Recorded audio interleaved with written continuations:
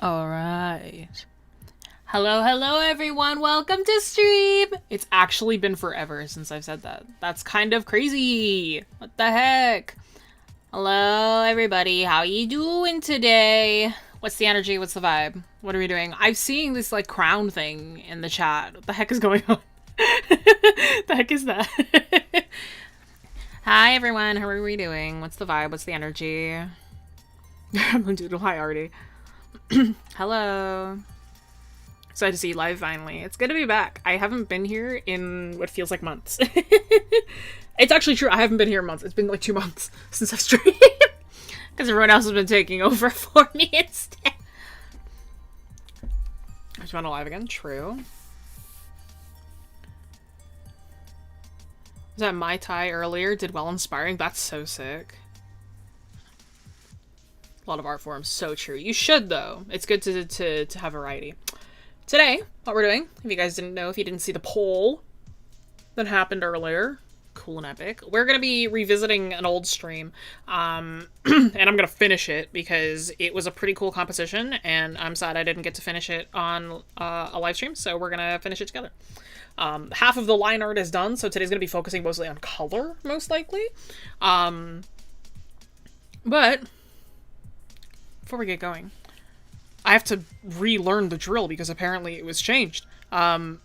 First off, though, I'd like to thank our sponsor for this stream, XP Pen. Have an awesome selection of digital art tablets for both beginners and advanced artists. So if you're looking for an affordable and reliable digital tablet, go browse their store. You'll find a link in the description below. Cool and epic. And here at Wing Canvas, our mission is to make art education easily accessible to everyone, so join us for free live stream lessons on YouTube every week and level up your skills with our community of art nerds. Because we're more than just a YouTube channel, we're an online school of illustration and visual storytelling dedicated to helping artists turn their passion into income. A huge shout out to our amazing students and members for supporting our mission. We love seeing your incredible artwork and watching you grow in our classes and our weekly critiques. And if you want to dive deeper, you want to join our Discord to access stream notes and demos, exclusive artwork, art challenges, and more free resources to help you improve. Come connect with fellow art nerds and get inspired. That's new.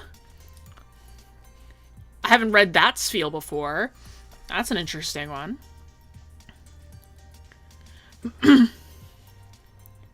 Before we move forward, we have our submissions. We have art submissions. Oh, the transition broke. Whoops. We have submissions for this month.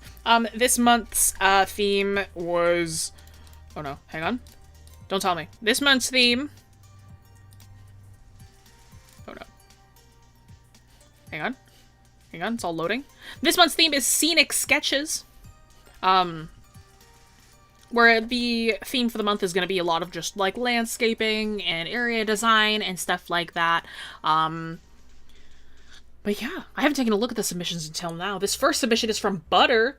I thought that they drew over a photo on this, which they probably still did. Like, they might have, like, painted over a photo. We love a good photo study, and they added a silly little guy in there. Really sick. The lighting in this one is really, really nice. Obviously, perspective is beautiful. Did a phenomenal job with this one. I love this one. I've loved, like... See, like, one of the things that I teach is always, it's like, don't worry too hard about your details. Nobody's gonna zoom in. It's like, you just make sure that it looks good in the big picture. The secret is that I am the one. I am the one who zooms in and looks at all of your little mistakes and things that you do, but it's just to identify what you do and how you work. And this one is really fascinating. I assume what it was is this is like a paint over. But it's beautiful work. Thank you so much for submitting. Next one that we have in the lineup is Chi Flame, our lovely Chi Flame, who's around all the time. We love Chi Flame in this house. Beautiful work, as always. Nothing else to say about that. Love this, like, composition. Love this, like, adventuring party looks like heading out to... Or, like, resting for a bit, but seeing the boss in the background. This one's really beautiful. Amazing work, as always. Thank you so much for submitting. Last but not least, we have Mia D. Some traditional work up in here. I love plein air painting. I can't do it to save my life. I'm actually pretty bad at it. But I love this. This is beautiful. Love a good use. Love some paints. We love some paints in this house. They taped it down to paint it. You can see the kind of the edges. Must have used like tape. And sat there. I hope you had fun making this one. That's the main thing. I hope you had fun doing this. It looks like fun. It looks like you had fun doing it. But alright. Thank you so much for submitting. And thank you to all 3 of you for submitting. If you would like to have a chance for your artwork to be featured at the beginning of streams moving forward, you're going to have to head over to our Discord where you can submit your work into the monthly challenge. The parameters will be available for you there that you can take a read and you can submit your work to the thread. Alright. Cool and epic. Cool and epic. Backgrounds are so good. Hello! I love traditional art, but I could also never do it. I was a traditional artist before a digital artist. And, like, as somebody who does both, let me tell you, when you learn to do both, you get better at both. Like, it's...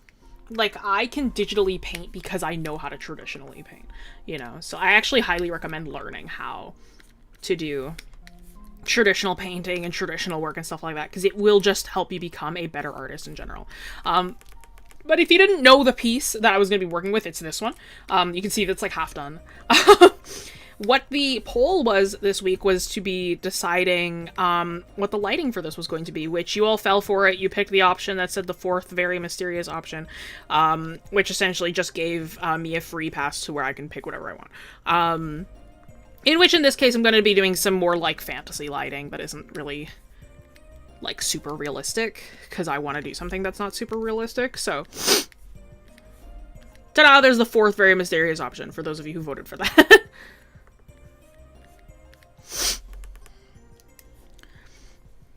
I'm also both, so I can vouch to each teacher skills that benefit both. It's true. It's very true. Would a skyscape count as a landscape? I've been obsessed with drawing clouds lately. I mean, it could. It's up to you. You can do whatever the heck you want. I'm not your mother.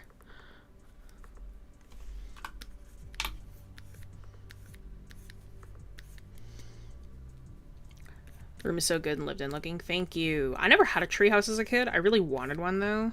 My backyard is just not big enough, though. So I could never have a treehouse. But that's okay. I never really had friends who had treehouses either. Like, we all kind of had smaller backyards. So none of us really had, like, treehouses. I did have a friend who had a hot tub when I was a kid, though. And that was pretty cool.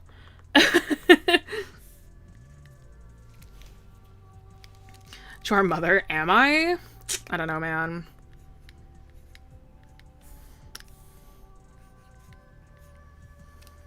I don't know if I slay like that.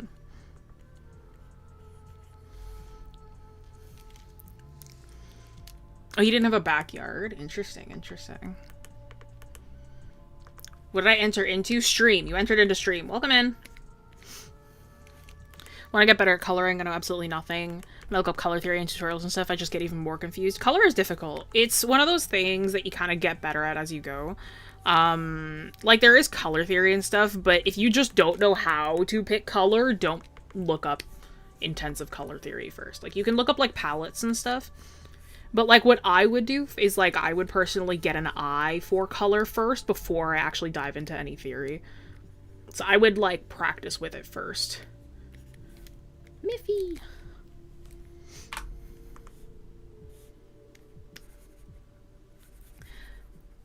Jesse's an older sister of male vibes. What does that mean, Kevin?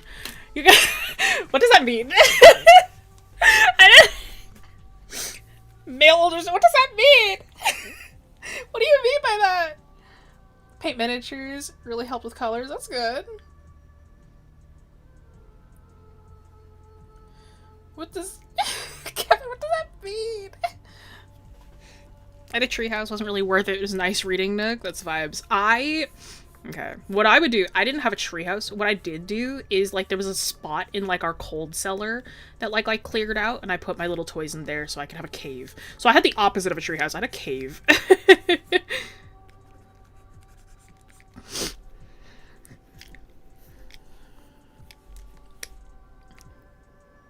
Gotta do neon puke before you do neon goodly. I actually was never, like, actually looking back on my old art, I definitely wasn't great with colors, but I never actually did the neon puke thing. Surprisingly. Like, I was actually I was actually pretty reserved with the colors I used. Then again, I was very, like, line art heavy. Like, I'm very line art heavy now. I was really line art heavy back then, too. And I'm like, a lot of the times I worked in, like, black and white. Which maybe that's why I'm pretty good with values and I've never, like, struggled with them, because that's all I ever worked with, you know? Like, yeah, I had colors and stuff, but I, like, preferred working in black and white.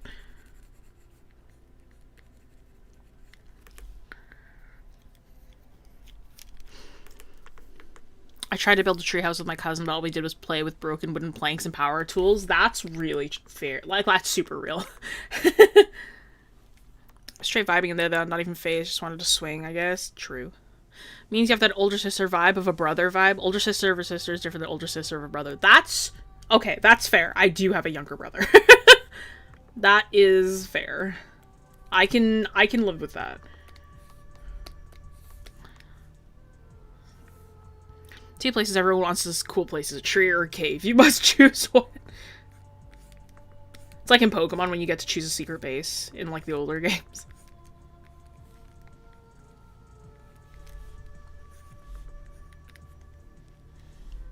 That is true. Yeah, I see it.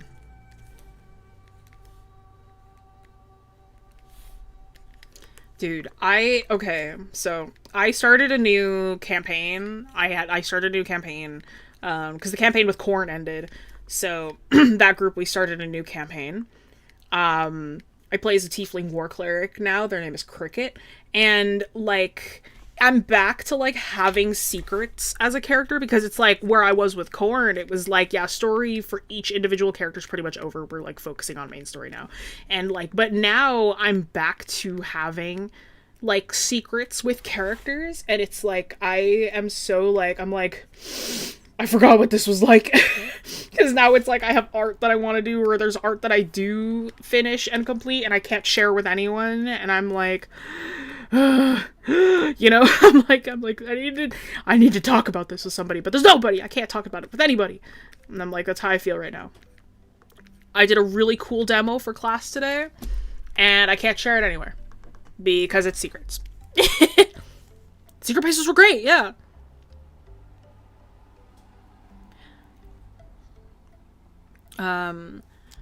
She kept stealing my clothes versus older sister of her brothers. She kept dressing me up in clothes. I never did that. I did dye my brother's hair, though. I never dressed him up in my clothes, but he did, like... We did dye our hair together. Was Clip Studio a good choice? Should have gone with Photoshop? No, you should stick with Clip Studio. Don't switch to Adobe. Don't do it. As somebody who's stuck with Adobe because I am just so ingrained and I like it better, you don't do it. Like, get used to Clip Studio and stick with it. Can confirm, very cool. None of you could see it, sorry. Maybe one day. Yeah, you're not allowed to see. I'm sorry, guys. It's the coolest piece ever, and I can't share it with any of you. Because it's secrets right now.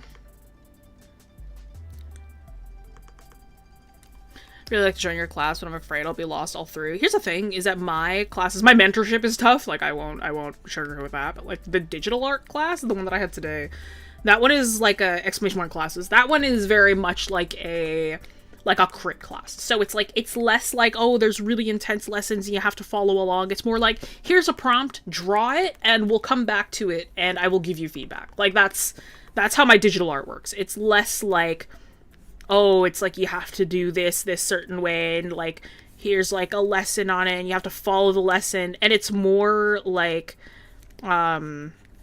here's the prompt, this is what we're drawing today, we're gonna draw together for the entire duration, and then there'll be a section in the classroom where you can hand stuff in afterwards, and then, like, when you hand it in, I'll give you critique. Like, that's how my digital art class works. So it's actually, like, that's my easy class. My hard class is, like, you guys give me topics, and I will make lessons for them weekly, and they run, like, college courses. So there's, like, an actual lesson portion, and then, like, an assignment relating to said lesson. Each instructor teaches their classes a little bit differently, though, so that's how I teach mine.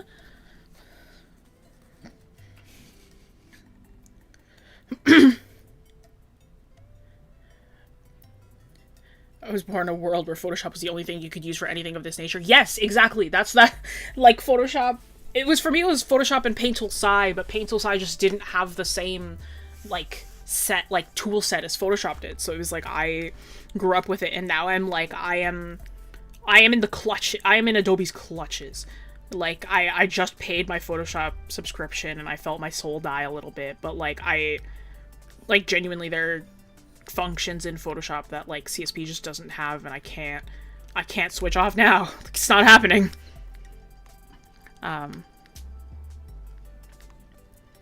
Little sister did make up for me occasionally. Some sibling lore for you. There you go, yeah.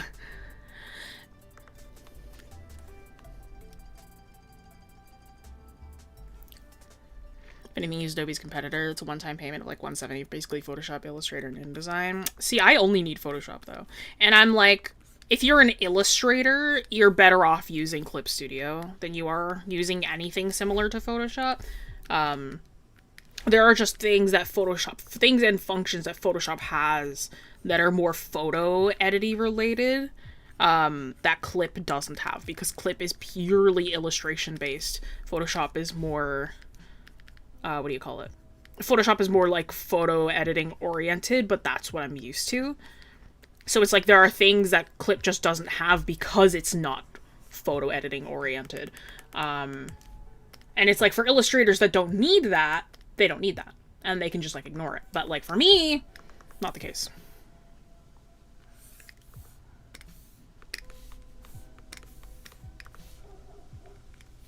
Sorry if you can hear the dog. Hello. Once you get used to a program, it's really hard to change. Yes, 1000%. Being forced to use Adobe in college, I hate it so much. It's very different. It's very, very different. All I have is an older brother. I used to just annoy him all day until he eventually convinced my parents to put a lock on his door. Yeah, I'm the older sibling.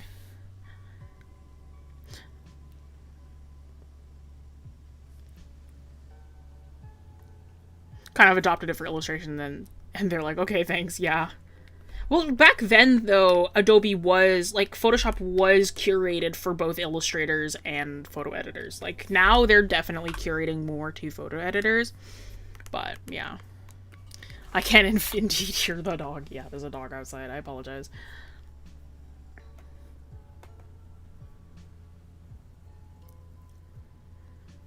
But yeah, it's, for me, there are certain programs, where I am like, I really discourage against using it as your first, because it's not one of the better ones, and then you get locked down into it and you cannot change because it's really, really proprietary. Krita is the one where I'm like, maybe, perhaps, perchance not the best option. Exclusively because, like, it's just really, really hard to get out of. Like, when you're there, you're there. And there's, like, nothing else you can do.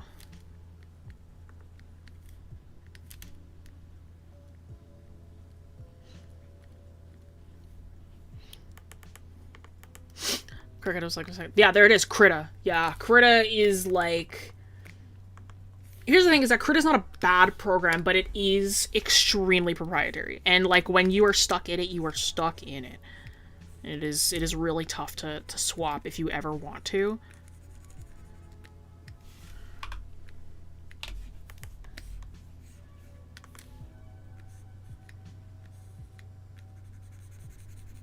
If you notice, for these spots between the wooden slats, I am choosing not to use a straight edge tool. Main reason is because this kind of little bit of handshake gives it that, like, sort of hand cut look. It makes it sort of look like they were planks that were maybe cut by hand and are, like, sawed on, or, like, they're cut roughly from, like, a tree, so they're not, like, perfectly inlaid, so it gives it that sort of, like, hand-done treehouse look that I think is pretty cool.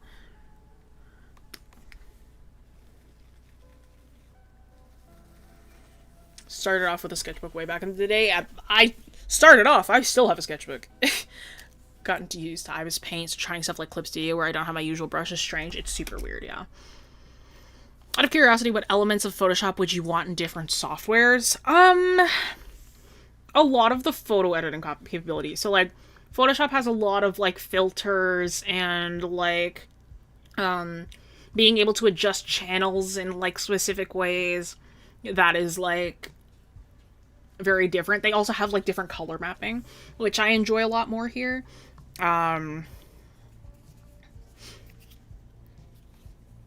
Magnetic lasso is also really nice. I like that one a lot.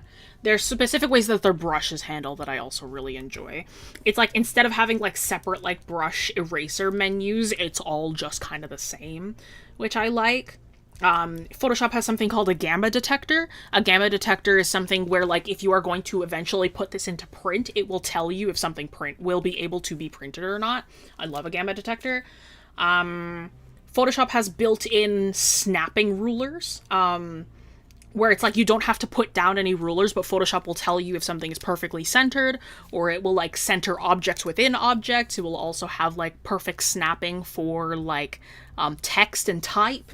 There's also like the text tool in Photoshop is a lot more advanced than in other places. So they have like kerning, and you can change the size of different lettering. You can change like, you can emboss it, you can move it around.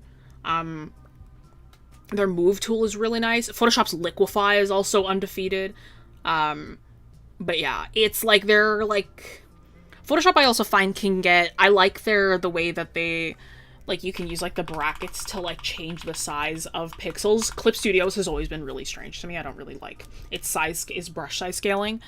But yeah, I like Photoshop's brush editor as well. It's really, really advanced. I like that a lot too. Krita is a heavy learning curve. I use so many different drawing programs, from Fire Alpaca to that random drawing app called Sketchbook. Oh, Autodesk Sketchbook? Yeah. I remember suggesting you put in the Blahi. Yeah. Free art app used on my personal Chromebook. Yeah. I'll start on that. I hate that. I miss Photoshop snapping. It's so good. No, the snapping is genuinely, like, my best friend uses Clip Studio, and they will ask me, they'll send me their files, and they're like, can you make sure that everything's centered? And I'm like, yeah, sure. Because, like, Clip just doesn't have the same snapping that Photoshop does. It doesn't have the same alignment tools. So, like, I have to do it to help them out. This doesn't really need a lock. You can just keep that like that. They're kids. They wouldn't have, like, a lock on their chest. But no, yeah, it's like that like list of like tools. like there are certain things, and again, it is like really, really small things. There's a function here, I'll show you. If I like, this is a thing that I learned that Clip can't do. Again, super, super minor, but like if I like create like a bunch of layers, if I make a bunch of layers, I select them all, and then I hit the folder button, they automatically all go in there. That's a really small thing. More advanced programs, you can have like layers clip to folders. Not every program can do that. Clip Studio can, Photoshop can. I don't think anything else can. Again, like different layer styles. Clip Studio has a lot of these, but they don't have FX like Photoshop does. Like they're like bevel and emboss, stroke, inner shadow, inner glow, outer glow, satin. Like these, Clip Studio doesn't have. Like there are like tons, like the little tiny things that like make Photoshop like different from Clip Studio. It makes it a little more photo edity. It's like the small little things where I'm like, I can't switch to, because Clip also has things that Photoshop doesn't that I really enjoy. Like Clip has like the perspective ruler that I really like, and I use that sometimes if I am like really trying to like, if I'm like really struggling with perspective, I'll swap to Clip. Like you can't see my bottom toolbar, but I do have Clip Studio, like I own it. And like Clip is like my backup art program. And it's also why I encourage a lot of artists. I'm like, no, don't get into Photoshop, get into Clip Studio. Because I'm like, if you're going to get used to a program first, you're going to get used to the one that doesn't cost you $200 a year. You know? Like, yeah, Procreate can't. Yeah. Yeah, Krita's clipping is the weirdest thing I've ever seen in my life. I remember, like, having to use Krita just to, like, test it out, and I was like, what is happening here? Like, I tried so hard, and it was, like, not happening. And I like gave up. I was like, this is not working out. I'm like, I can't be doing this right now.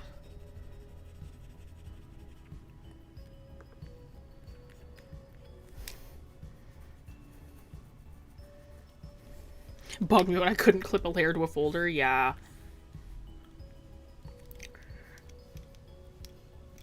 What's with this internal error occurred that happens every 5 or so messages? On your end? I don't know. Ain't me. Something's up with you, maybe. Critic and clip and folder, blah, blah, Procreate can't. Why is no one trying to steal these for their own software? That would be convenient. The big thing is that a lot of it is patented. So, like, they can't. Like, they straight up can't. Like, legally.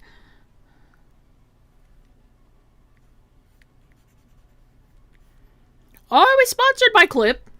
Look at that. Things I don't know. Things I don't know that, like, happen when I'm not here, you know?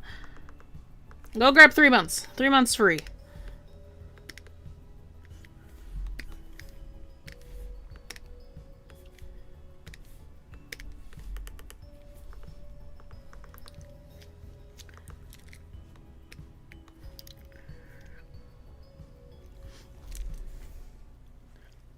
Yeah, there's a lot that's, like, different with each program.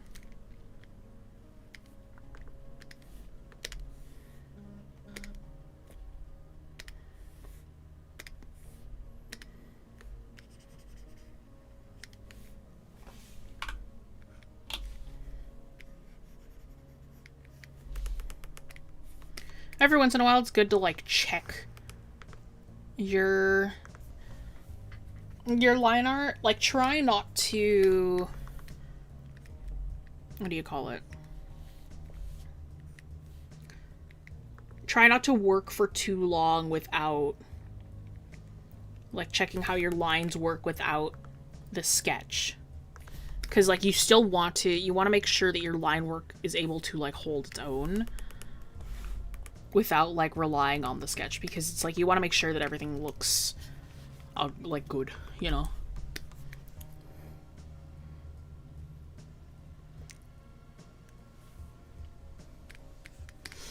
Photoshop using stuff people make in it to train their AI or something. Might be wrong, I don't know, I've heard of something. Listen, I use Adobe. I don't like Adobe. Like, I'm like so stuck on this program.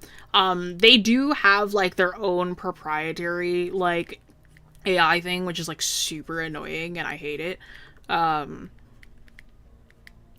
You can turn it off. Like, it's a setting that you can turn off. It's just annoying regardless.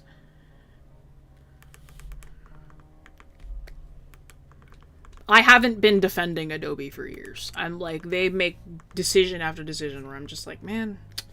I'm like, what is up with y'all, man? That's why, again, it's why I'm like students ask me, it's like, should I get into Photoshop? I'm like, no, don't.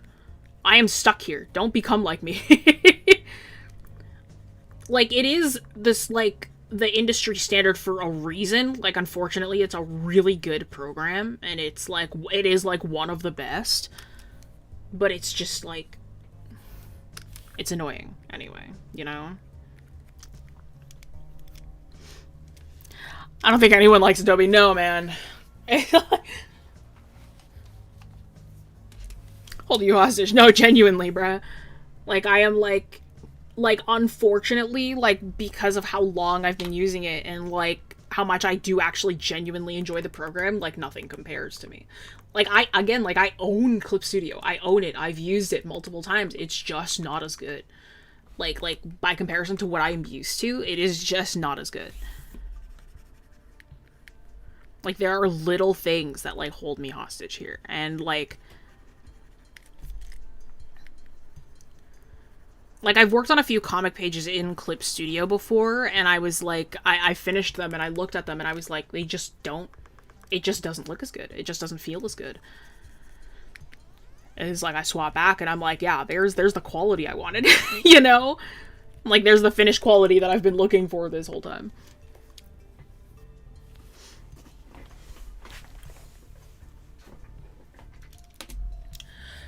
photographers, the AI they offer makes sense. I mean, not really. Like, if you can, like, you can photograph it, man. Like, it's like, what happened to the art of the healing brush, bro?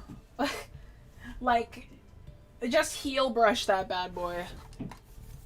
Heel brush it, like, what is it? Like, what's this tool called again? The clone stamp. Just clone stamp it, bro. They did it for years. It ain't that hard. It's an extra couple clicks of a button. Lame. The healing brush, what it does is it, like, takes the information of what's on your canvas and, like,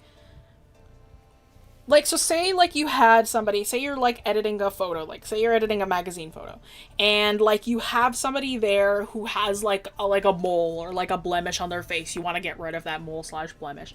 And what the heal brush does is all you gotta do is you select it, you swipe across the face. And what the heal brush does is it takes the majority information and, like, copies it a few times. And then it's, like, it's, like, a really quick way to get rid of, like, blemishes and stuff. It was fast, it was easy. And it's, like, no AI. It was literally just using the information from the photo you're working on.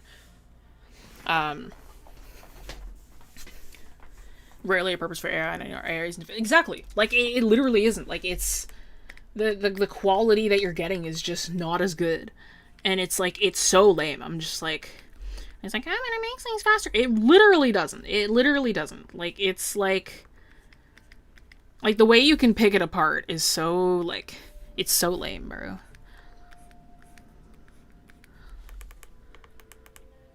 What did they change it then? They didn't. They still have these tools.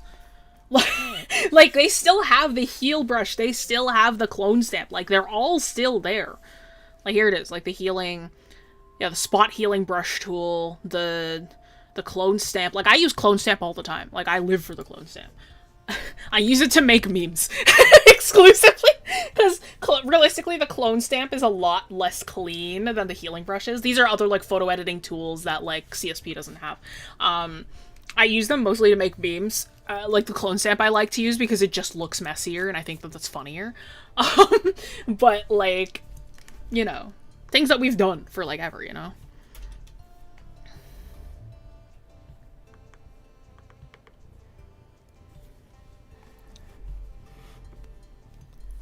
They live in the composition of this one. Thank you. Past me will thank you. For those who are just coming in, this was from a stream from, like, forever ago. I just needed to finish. Like, I just decided... Well, I didn't decide, actually. Kevin suggested it. That we finish this piece today. So you can thank Kevin that we were visiting this one.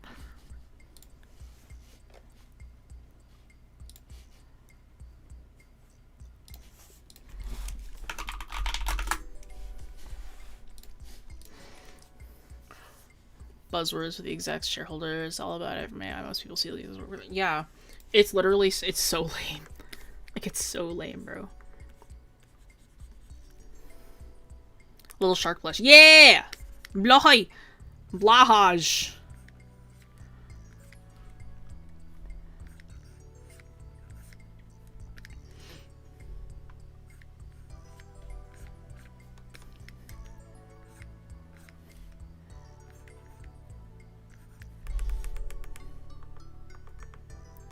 I love drawing wood texture. It's some of my favorite things ever. It's just very satisfying to me. You just add a few lines and you got it. There's some wood.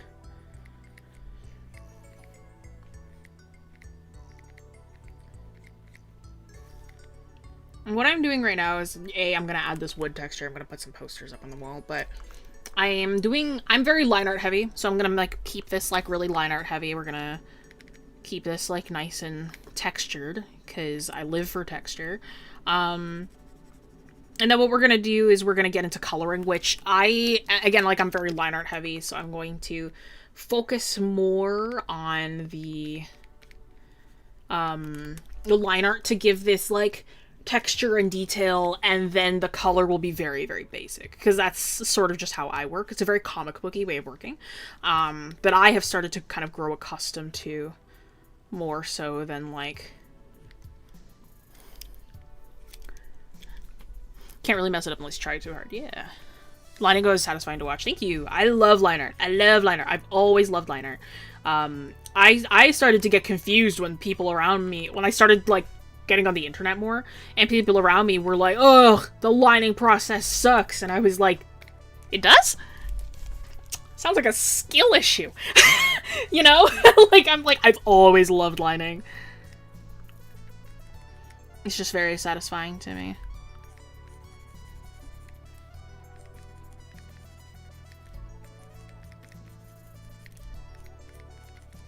Lining becomes a lot easier when you stop treating it as something exact, right? I'm like, you kind of notice I'm not zooming in too much for a lot of these bigger sections, and like you zoom in and these lines are actually fairly messy.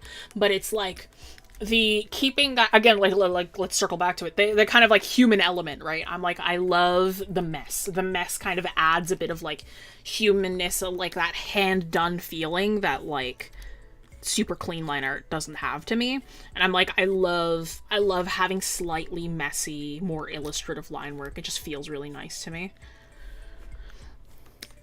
Gotta find a better brush or line weight to make more fun. Might I suggest our Lord and Savior chisel brush? I live by the chisel brush. I live by it. I live and breathe the chisel brush. I think it is the best brush to ever exist. Chisel brushes mimic G pens and like calligraphy pens in real life. So it's really nice because you can get like really thin lines. You can also get really thick ones. And even from those thin and thick lines, you can get thinner and thicker, right? Just based on how you press. Chisel brushes uses a combination of both like the angle of your hand, how it rotates, and your pen pressure. So you have more control in that regard. I really like it. I've been using the chisel brush for like a year or two now, and I will never go back. Not a fan of line art. Lame. I'm kidding. You can do whatever you want. Have any tips on finishing art piece? I literally never finish my drawings. I don't know why. Make sure that you enjoy it. Like, you have to enjoy the process. For me as well, I really like to... I am very impatient. It's like if you find that you don't finish your work because you think it takes too long, work on things that take you less time. For me, I tend to not like to work on pieces for more than a day. So a lot of my like personal work takes me like a day or two at max. Because if it takes any longer than that, I get bored and I drop it. The only thing that breaks that is, like, commission work, because I'm being paid to do it. But, like, if I'm just doing personal work, it usually never takes me longer than, like, a day or two. Even then. Like, sometimes it's, like, one sitting. Like, sometimes it's, like, I'll sit there, I'll do it in, like, an hour, and I call it done, you know? Chisel brush, my beloved, genuinely. Wish I could add more comic book illustrated art. I don't know how to add it naturally, though. It is, if you kind of watch how I'm working, it is a lot of... like adding an intentional mess, using your line art to, if you notice, I'm using my line art not only to add lines, but also to add shadow, and add texture. Comic book work is really heavy on line work. And that includes, like, adding in, like, your texture, adding in, like hatching, and, like relying on your lines to do more than just add outer definition. Like, you are relying on it to, like, do some of the work that color would as well. So that's, like texturing and adding in some of your, like, occlusion shadows and stuff like that. Like, that's really comic-y. So I suggest that. I quite like drawing backgrounds, too. I also love drawing backgrounds. Backgrounds are super fun. So if you kind of notice how, like, there are some shadows on the undersides of things, or like I hatch on the edges here, right? It gives it that kind of comic-y look, and that is just, like, doing some of the work that color would otherwise, you know? It's great to finish things, but just doing anything creative, whether finished or not, is what really matters. That's fair. Yeah, just creating. Like, just do your best. But yeah, I'm, like, impatient. It's why I could never be an animator. Like, I can't do that. Lighting is super fun, yeah. Embrace the mess. Remember, Bob Ross knows happy accidents are how you make your own art. It's true. I'm like, I live for like that mess, that like imperfection. It just looks a little bit better, you know? I'm like, I find that it gives it that like energy that like super clean work just doesn't do, you know? Push lines to be a bigger part of the work. Yes. Yes. 1000%.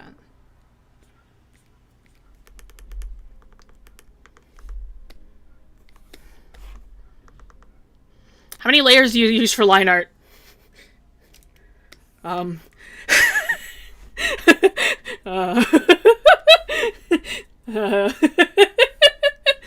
don't know. You tell me. you tell me. You know? You know? One, as it should be. Layers? That's funny. No, I genuinely, like, unless it is, like, a really, really intense piece, 90% of the time it's one. Like, I use, like, one layer. That's about it.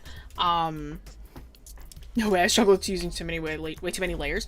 For reference, I can't show you, but this piece that I did for class before this, it was a painting. To actually draw out the painting, I used 3 layers.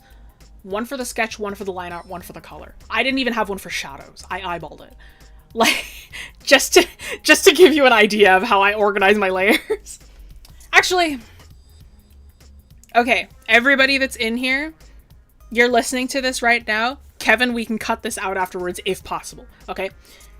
I'll show you the piece. You just have to promise to keep it a secret, okay? Okay, does everybody in here promise? Does everybody in here promise? Type in and tell me that you promise to keep it a secret. This is just between you and me. Okay, do we promise? Yes? You promise? Okay. Just so I can show you my layers. We have to promise. We keep this as a secret. Pinky promise. Okay, wonderful. Excellent, wonderful. Yeah.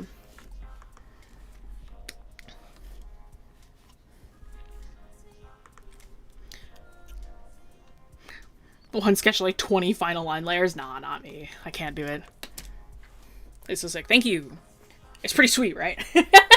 But yeah, I'll show you an example of one where I used more than one layer. For my lines, I believe I used 2 sets of layers for this. Nope, I lied. 1 layer. I thought I used 2 for this. Nope, it's just 1. I still haven't finished this one. See, again, it's one of those ones where I'm like, I spent more than like 3 days working on this, so I lost interest. But I need to finish it. This one's so cool. I'm like, I need to finish this piece. I love how I did the lines on these guys right here. Like the like shellfish and stuff. It looks really sweet. But I'm like, this piece, I like how I did these too. The grilled oyster looks sweet. The sugarcane juice also looks really good up here too. These lines are really good. I like how this one looks a lot. But I need to finish it, bro. But again, that mess. I'm like, I love the mess of things. I didn't use any like perspective lines on this. This is all off the top of my head. I'm like, I didn't use anything to check it. I thought it would look better if like I didn't. Because that kind of perspective imperfection kind of like makes it feel like more grounded, I think. So that's why I like kind of kept it to like not thinking about the lines as much, right? Not thinking about the perspective because I just think it looks better that way, right? But again, more comic-y, using my lines for like these like shadows here to like show off that it's like a metal pole. Some of like the texturing done on like the oysters here, right? I had one of these grilled oysters, by the way. You've never been to an Asian street food market, you get one of the grilled oysters. Oh my god, I'll die. I also love getting the whole squids.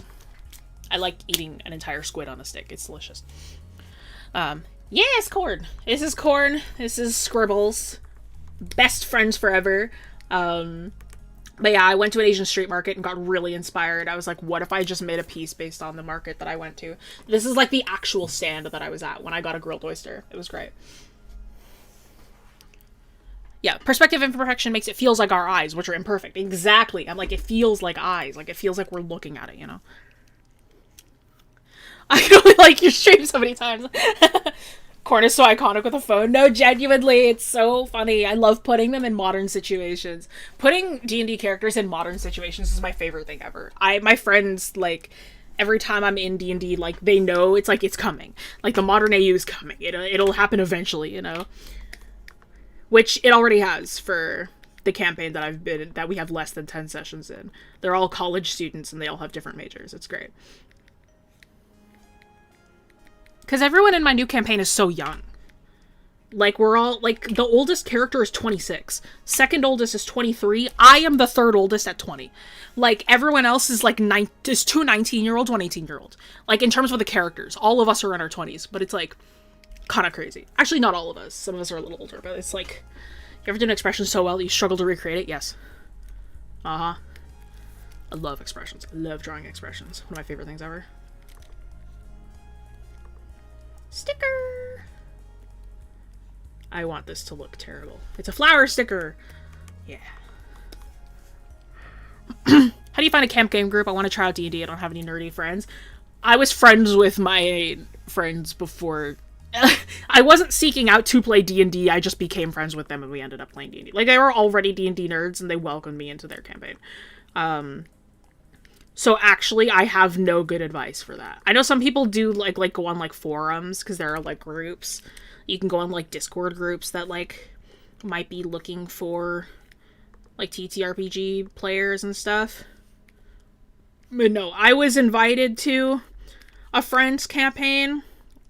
Because when I got into D&D, I was watching their streamed campaign, and then I became friends with all of them.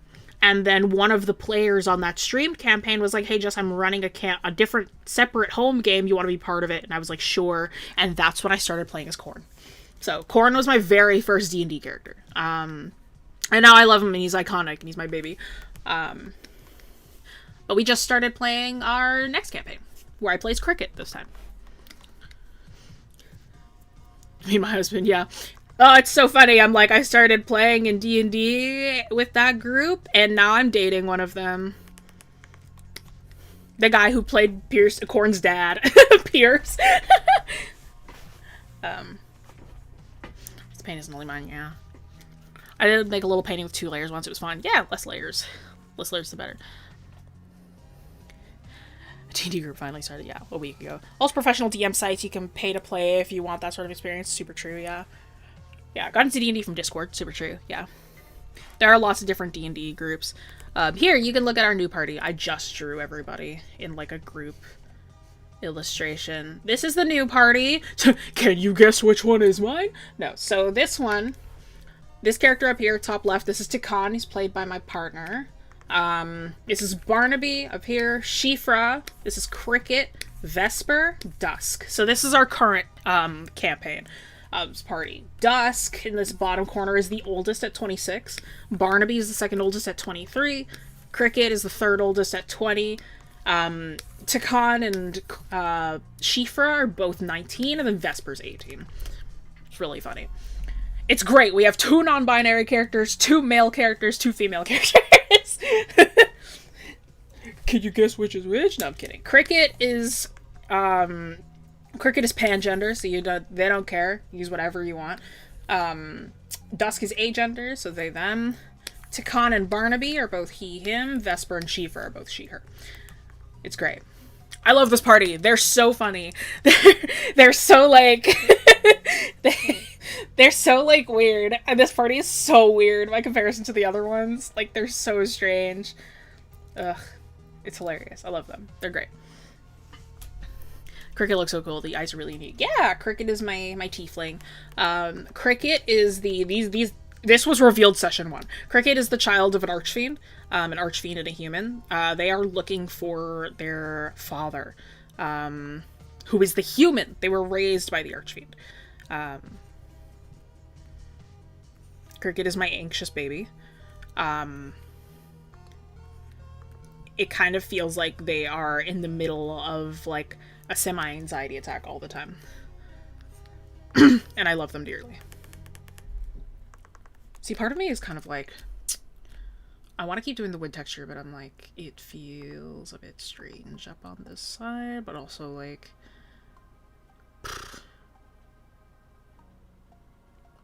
Nah, I'll keep it up. The color's gonna help with this. Weird ones were the best one. Yeah, 1000%. I love them. Yeah, it's such a cute party. They're very fun. Of course, the father-son dynamic players get closer. It's really funny. Going from Korn's campaign to Cricket's campaign now, going from Ion to Corendia. Like, the... Korn and Pierce, it was like Pierce was the mature one, and Korn was like a paste eater. Now, my partner is playing Tikan, who is like a paste eater, and Cricket is like his handler. Like, it's like Cricket is like high whiz, high intelligence. Tikan has pretty average wisdom and low intelligence. So, like, he is, like, he's our monk fighter. He is perchance not the brightest, and Common is not his first language. So he is kind of always confused, but he's doing his best. It's really funny.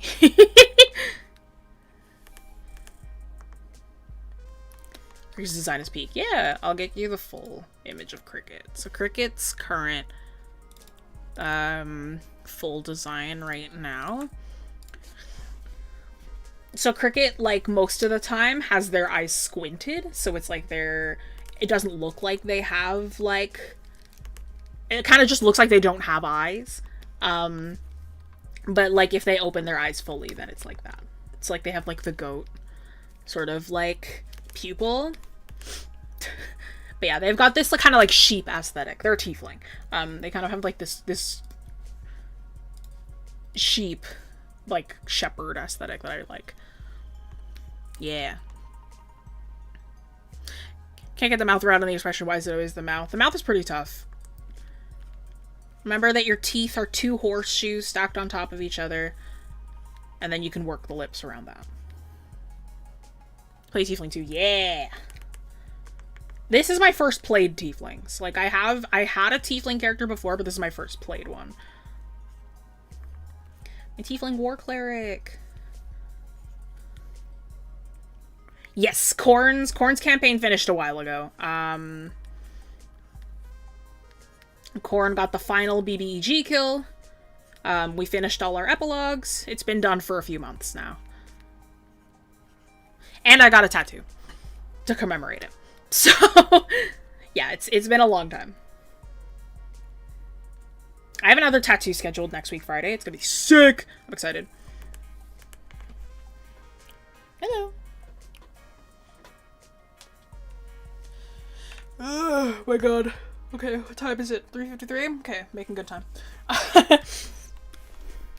I'm like making sure. I'm like, I'm not taking too long on this.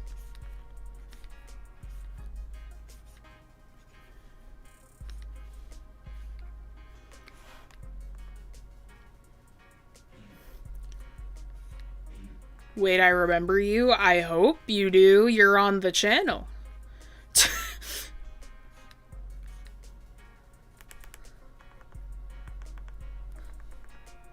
Used to watch me when you were like 8 or 9? Oh no. Don't tell me your age. Nobody tell me your age. Don't tell me how long it's been since then. But hi, welcome back, I guess.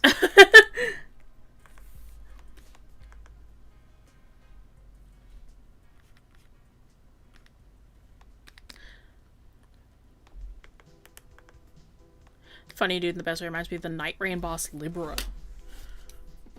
I'm unsure who that is, but I trust you. The fact you managed to finish campaign is so lucky, since a lot of campaigns can't be finished due to scheduling issues. Right, a longest campaign of it is 7 sessions. That's crazy. No, the campaigns that I have been in, like, again, that was my very first campaign, and I saw it to the end. And then I'm in another one right now. I'm a side character. Her name is Ethelon, my Warforged bard. That one is currently on session 50. So it's been going on a while. That one is streamed. And then the one with Cricket is a home campaign. So that one is just with us.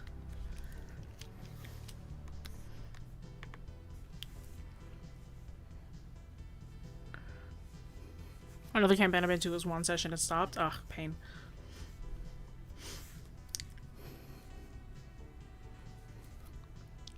I feel like Korn would hang out in this treehouse. Probably. He probably would.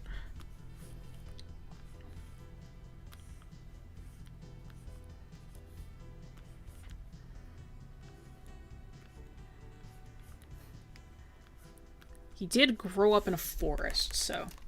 if I had a nickel, every character that I played that grew up in a forest, you know?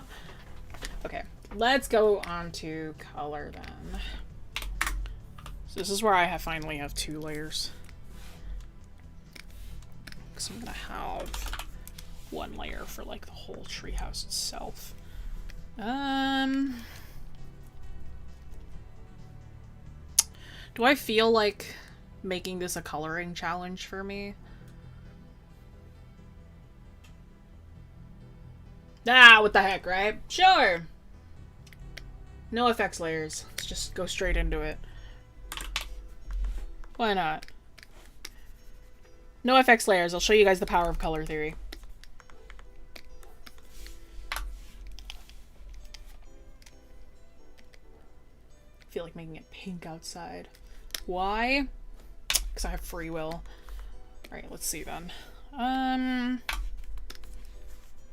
have to move this closer like here then. Yeah. Bark, bark, bark. Apologies if you can hear the dog.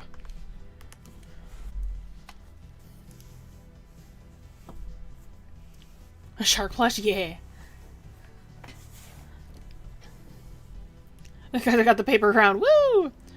I missed a tutorial. There was a tutorial. This one is just, we're just jumping straight into it. I want this rug to be red, so we're gonna... Yeah, look at that. See? Red. Gonna make this like that.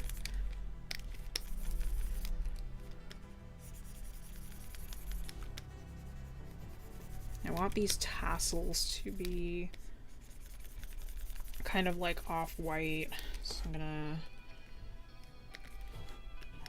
Yep. Check that out, huh? I want them to be kind of yellow. So, I pick red, make it grayer. I'm actually gonna make this darker. Yeah, there you go. I get brown. Check that out, huh?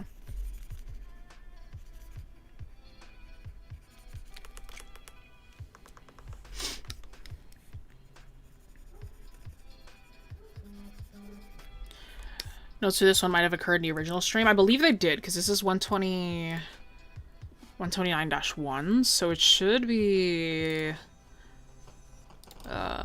stream 129, huh? Yep, there were already notes. It was visual storytelling with settings. Visual story is using imagery to tell a story, give information without words, breathes life into a setting and helps it feel more grounded. Remember the 5's H plus W. And like tell the physical story that's happening, give it information, that kind of thing, you know? So it's just about like telling a story with just the imagery, right?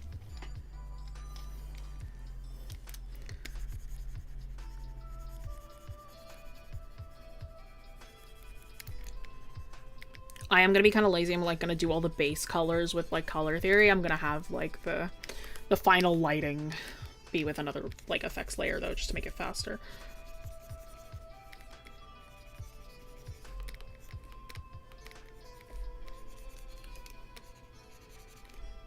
This actually might be a little bit too, because this is like a little too cold for my liking, a little too warm for my liking. That's better.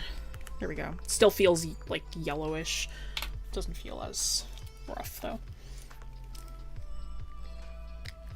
I want this to be blue, so we keep it purple.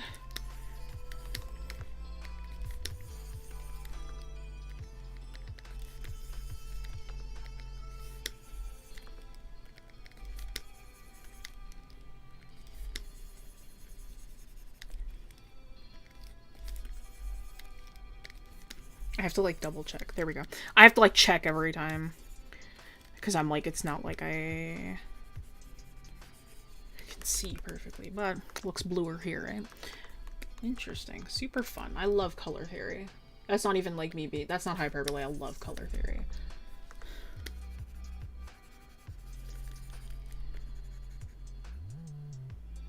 You're kind of noticing how it's like all these colors just feel like pink tinted versions of like what it is that I'm hoping to achieve. This is called Chevreul's rule of color interaction, and what it is it teaches you sort of how to color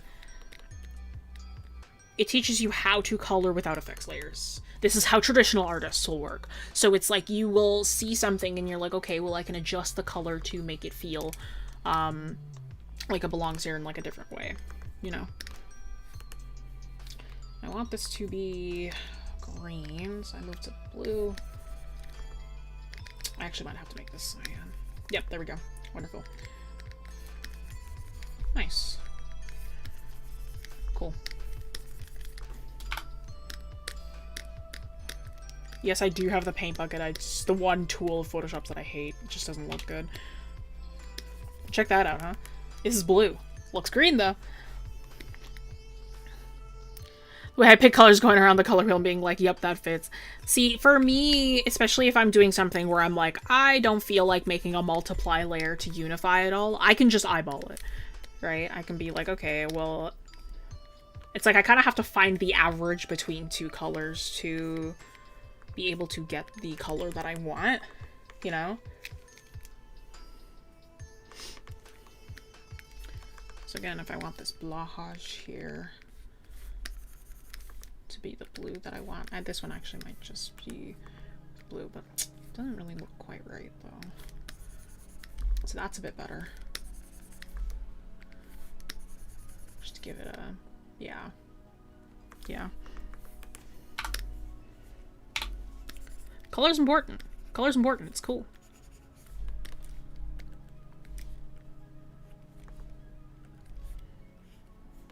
There we go. Nice. And that looks kind of like white in the shadow, right? But it's actually a dark pink. And again, this Chevreul's rule of color interaction, what it's about is it is understanding how color works in different contexts. It is changing the context of the color and giving it different, it looks different depending on the context that surrounds it. If I was to take this same, like, pink color here, right? This color here, it looks like kind of like a gray, like sort of like an off gray, a grayish white, right? Let's take this over here, it's like a magenta. Right, all of these colors are magenta. Some kind of form of like deep purple or magenta or cyan. Right? But why they look like a full rainbow in here is because it has the context of magenta. We have this huge section of magenta all around it, and that gives us a different context for all of these extra colors that are in here. I'm actually gonna move this closer to here. Again, I don't like how obvious this feels.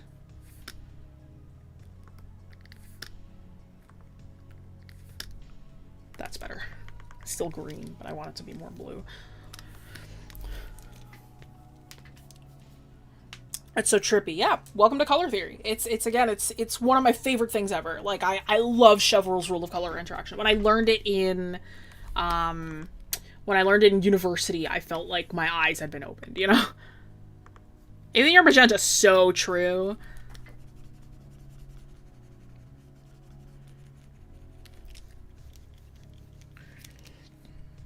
And now we're covered in the colors pulled apart at the seams.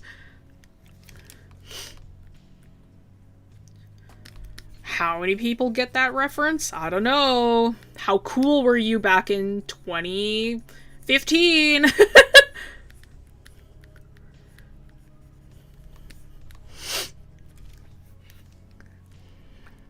I think self-inking digitally adds texture with the right brush. Even with good paint bucket, it won't always. Procreate changes all the surrounding colors you use theirs. Ugh. Yeah.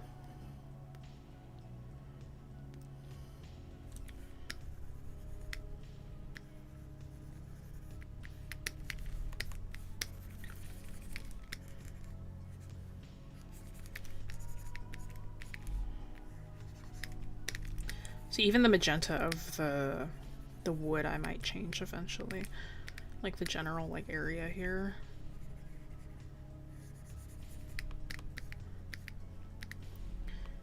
This is the fourth very mysterious option where everything is just pink now. It's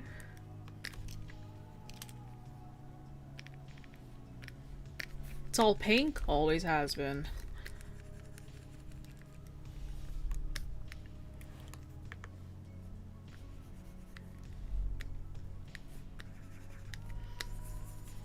Procreate is one of those programs where I'm like, it's good, but I'm like, I am used to like Photoshop and CSP, so it's like I open Procreate and I'm like, where is everything?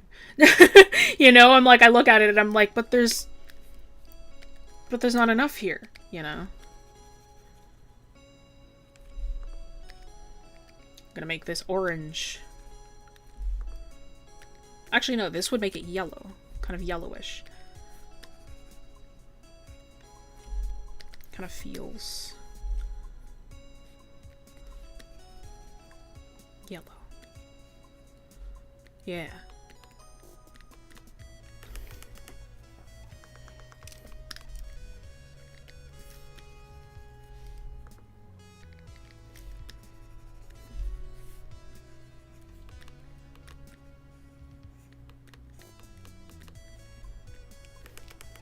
Just lightly yellow. Not perfectly, but lightly yellow.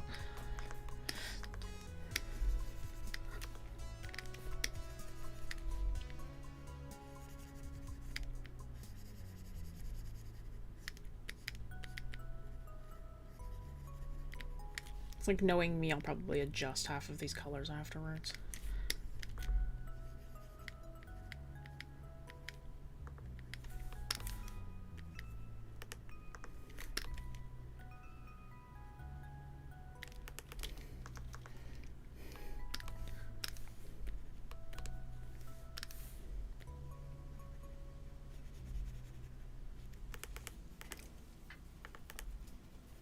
Mysterious and mischievous pink. I have beef with Procreate's bucketing tool. I've heard a lot of people have issues with Procreate's bucket. I love pink. I was one of those, like, little girls when I was a kid. Like, ugh, hate pink. Pink, that's for girly girls. I'm not like other girls. Me now, I've got, like, my whole desktop layout is pink. Like, my Chrome window is pink. Like, if I open up just, like, my Google, like, do you see this? Like, it's all pink. I have a Kirby mouse that's pink. My water bottle is pink. I got Kirby everywhere. It's all pink.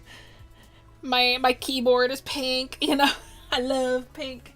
I love it.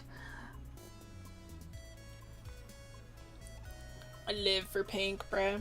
I've got 2 different Summer Fridays pink sugar lip things in front of me.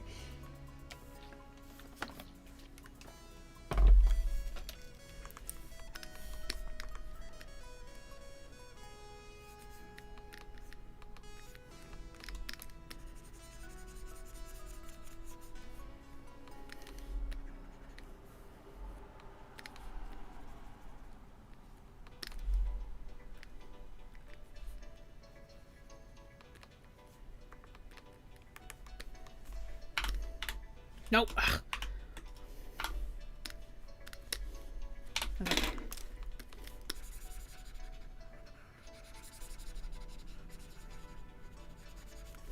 For those who are wondering what this mysterious shape is, it's a very well-loved eraser. It's really annoying. You can't fill without affecting other things in the layer without using the fill area lasso. Interesting. Guys, just a hunch. Something tells me she liked my pink. What gave it away? What can I say?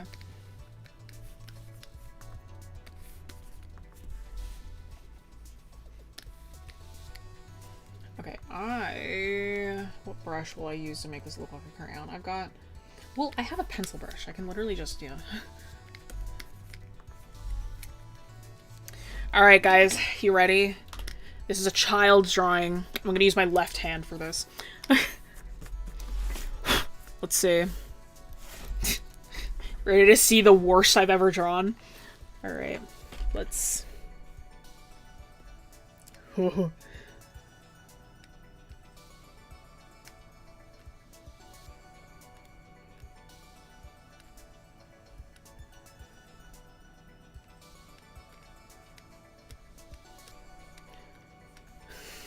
Locked in, bro.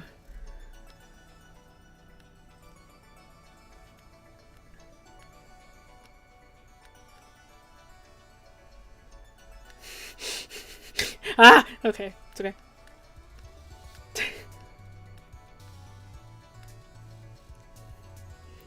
Peek.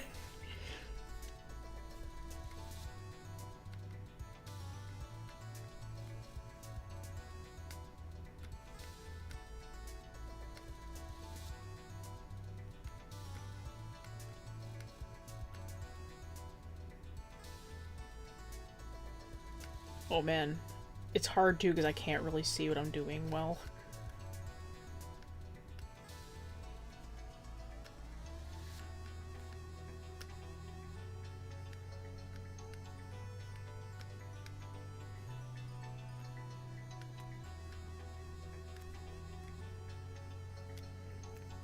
Hang on, I'm gonna redo that. That's... Ugh. Ugh. Yay!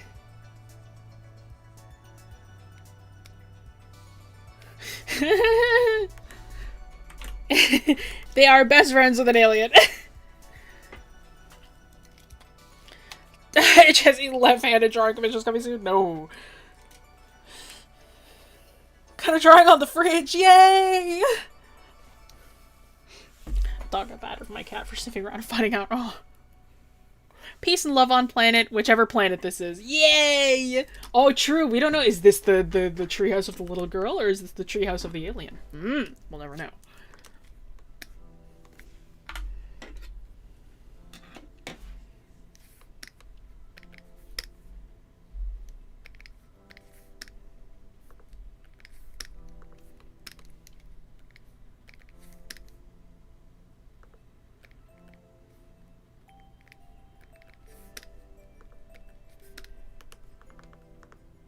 I need to decide what I want on these posters. Let's say maybe this one is... I'm looking at my own posters on my wall, and I will not be able to recreate any of these. I'm being called. I cannot pick up the call right now. I'm sorry, my love. Hang on. Let me text him. I'm streaming.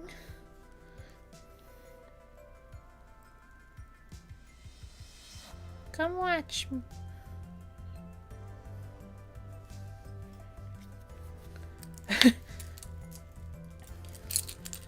Yippee!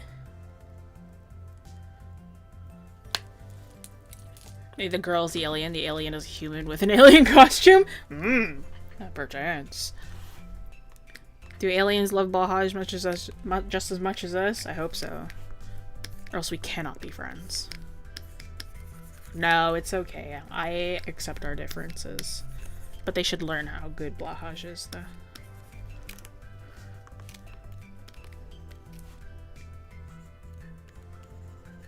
Making these the simplest posters ever.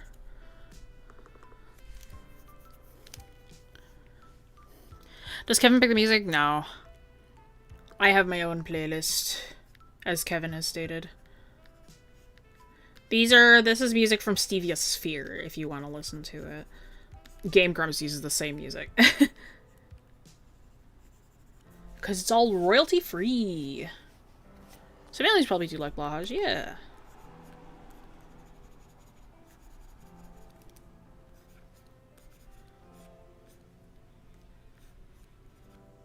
Hi! Welcome in. Everyone point. Everyone point at my boyfriend.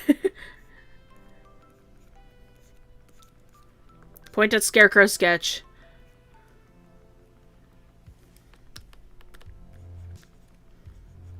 He's the one I was talking about earlier! No points, I'll die. No, you won't.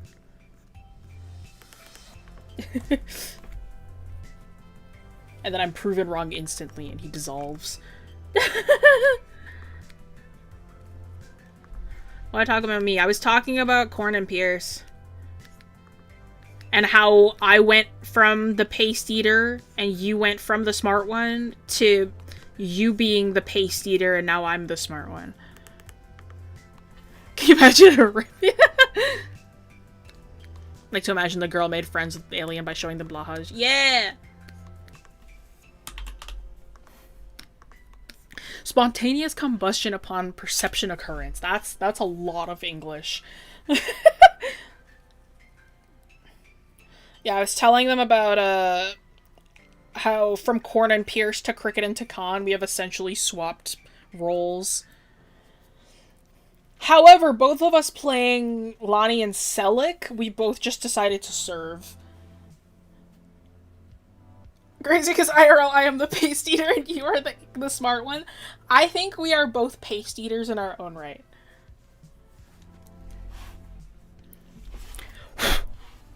The paste that I eat, though, is just yogurt.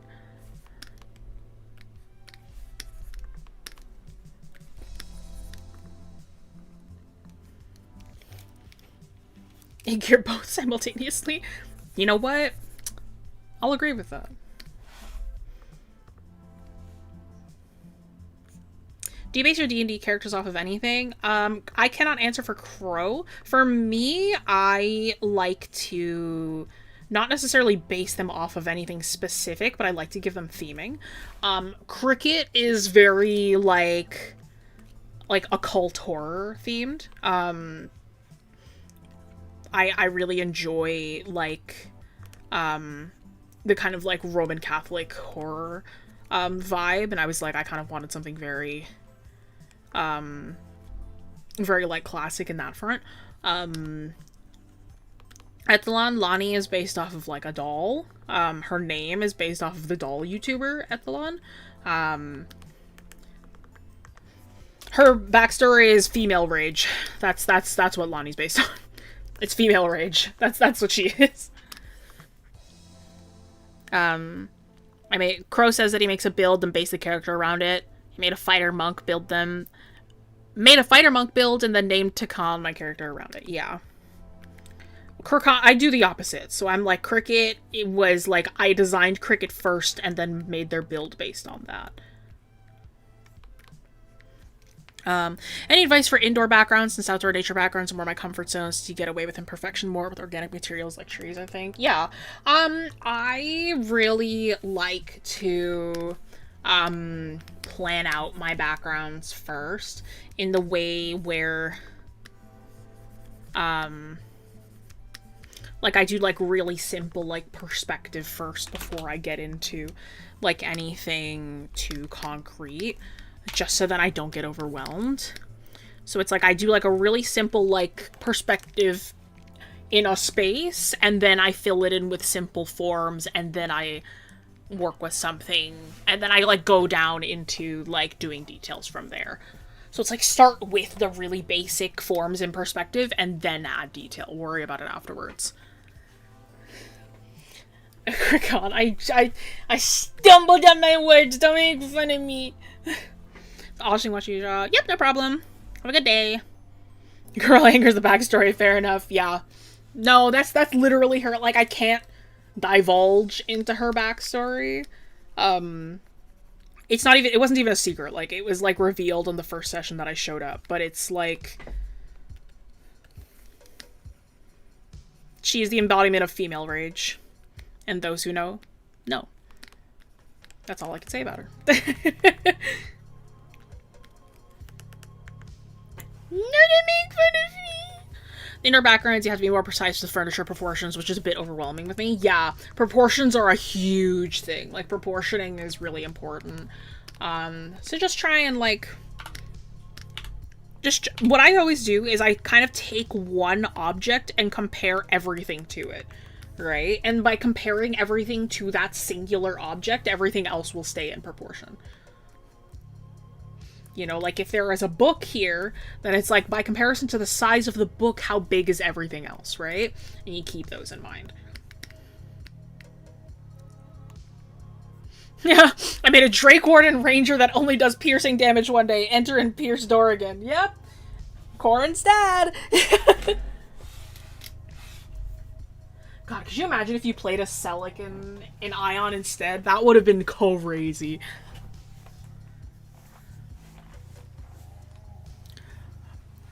Not a backstory person at all. My OCs just exist. I live for backstory. I cannot make a character without backstory. Because I am like, the second that I do, I think about them more, and then boom, there's backstory now. You know, like I can't not have backstory. Like they have to have substance, or else I get bored.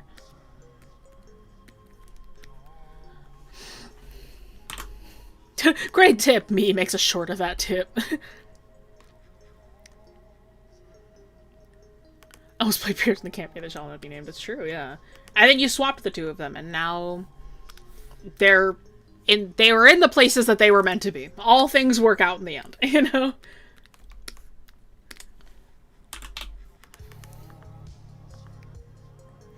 Ugh, it's these tiny details that are always the hardest ones, because I'm just like, I have to like sit here and like work with them. I can understand that, yeah. How many campaigns have you participated in so far? I only recognize the names Corn, Chip, and Cricket. Yeah, Corn.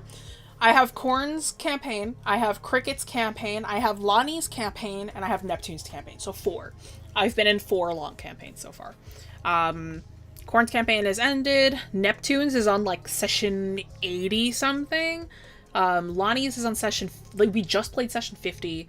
And then Cricket's just started. So we just did session 8, I think. No, Neptune. Yeah, I've tried Neptune a few times with the stream. Right? Session 8, session 9, babe? Something like that? Corendia. Session 8. We just played session 8. Yeah.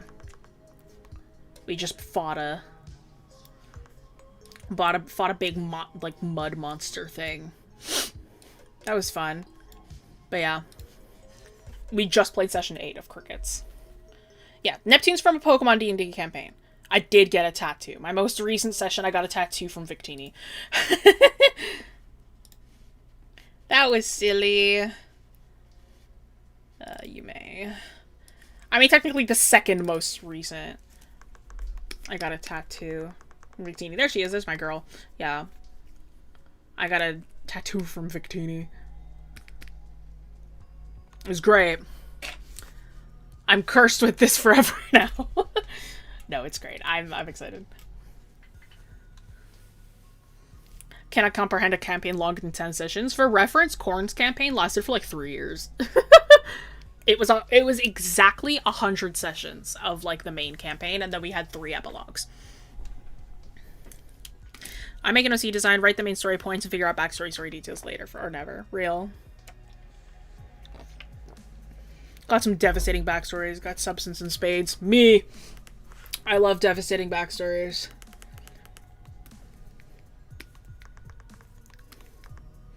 I don't know what to do with this last one.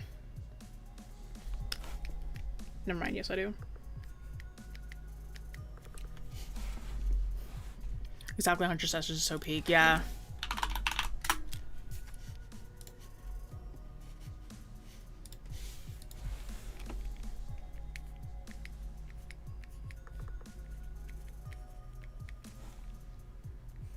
And sorry if you hear the lawnmower.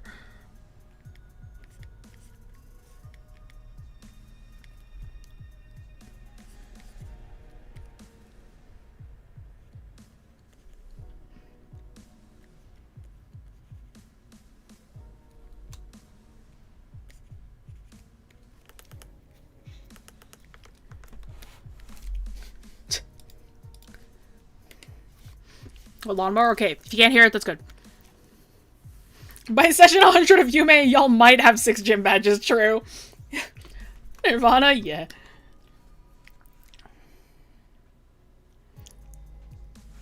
I think having the Nirvana logo kind of gives an idea of, like, the time period that this is into. I think that could be fun.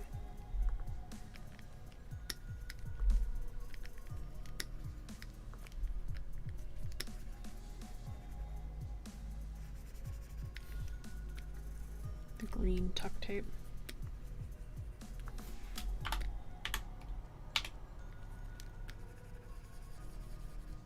The green masking tape. You know, the one. I want a tattoo, but I don't trust myself designing a tattoo for Marissa. OC I dearly love. My tattoo that I got for Ion, like for Korn's campaign, was their logo. So it's like I got it on impulse. And I was like, all right, here's the tattoo for this campaign. I never think about giving back OC's tattoos at all. We just had Crow's, one of Crow's characters, I just designed him a tattoo. I can't show anything because none of it is live yet, but it's great.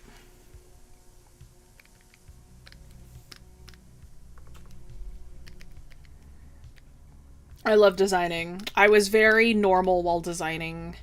I'm very normal while designing for certain characters.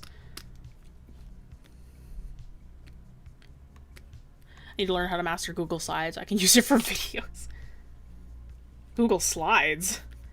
Why Google Slides? Why are you using Google Slides for videos? I'm using Figma and importing them to Google Slides. Crow is Adobe pilled like me. So he's more used to like Illustrator and Photoshop and stuff.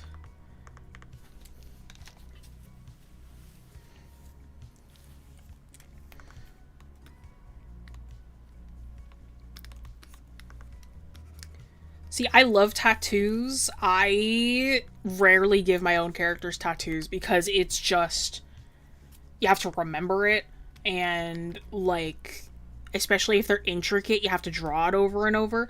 I draw like campaign sessions as they're happening. So I am like having to draw that over and over and over is really complicated. So I'm like, nope. Mm-mm.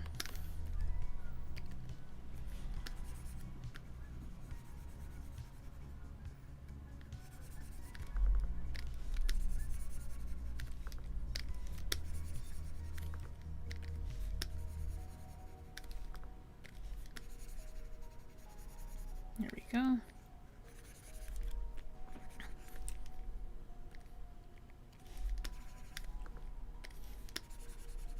And yellow. And green.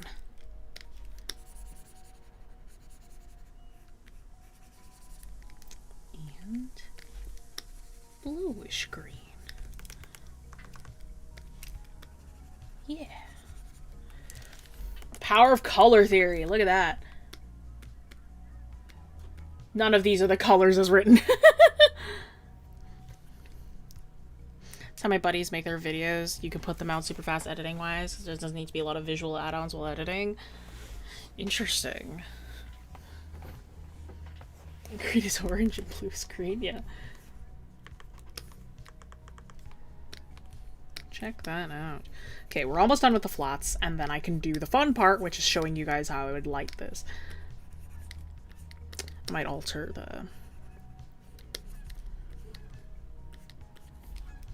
this, though.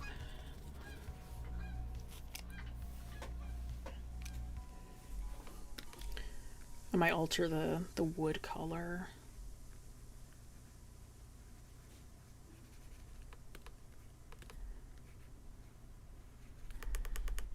The seagull? No, it's Canadian geese. They're migrating.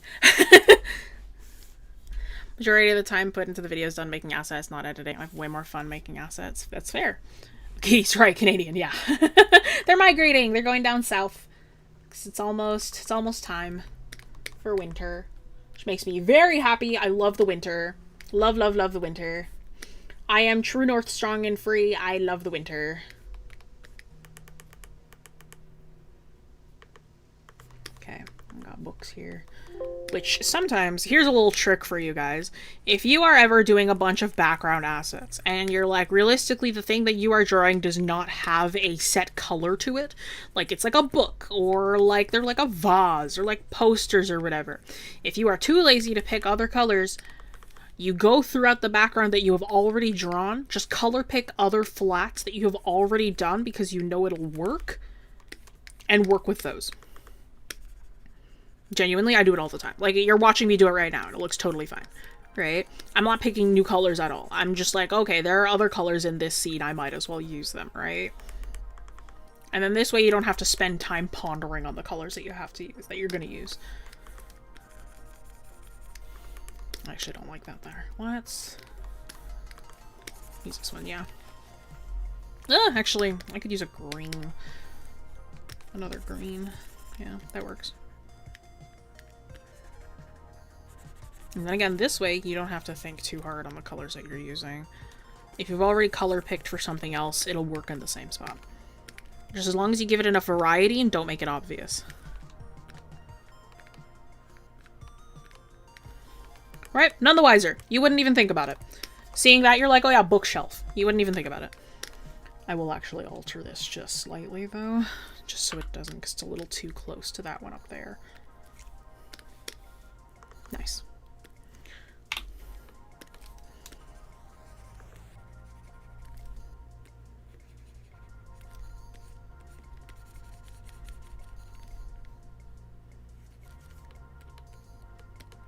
Nice. None the wiser. Wouldn't even be able to tell. I do that for character art as well, yeah. I do it for character art too, but in character art you're supposed to do that. It's called echoing.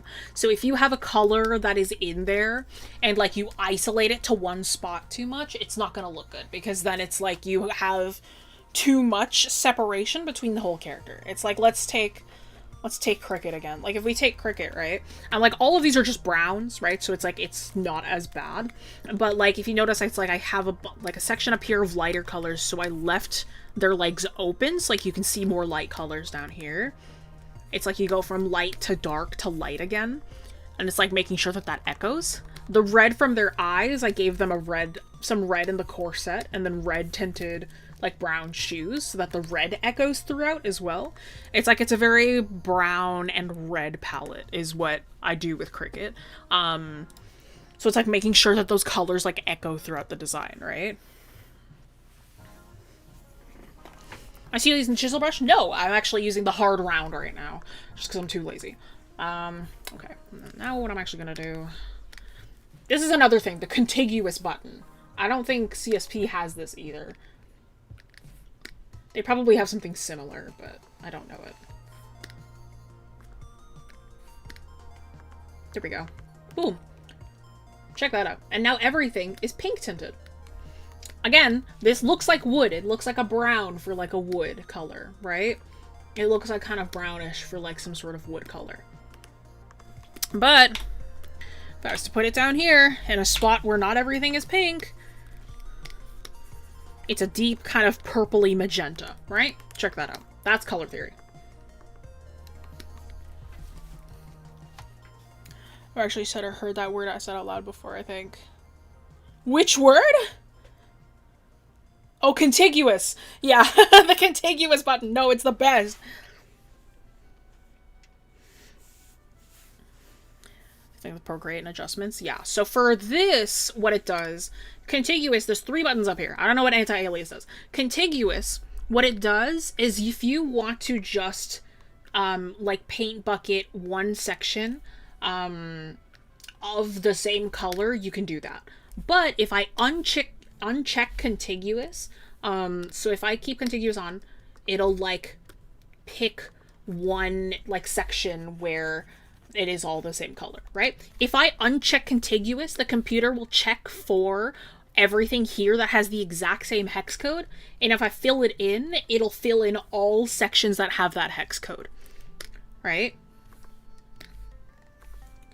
So it's like if multiple things have this hex code, then it will alter them, right? But if not, if I have contiguous checked, then it only sticks to that individual section, right? I love the contiguous button. And then all layers as well, it'll approximate for every single layer versus without, it'll only go for the editing layer, which I know CSP has that. It has a different version of that.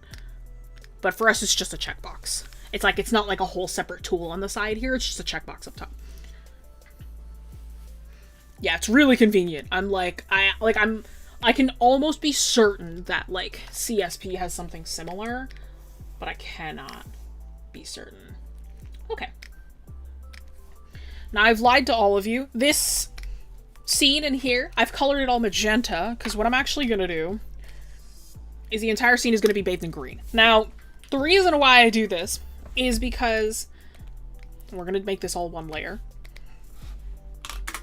A thing with lighting is that when you light a scene in some way, shape, or form, lighting is really heavily based on the color of the light itself, right?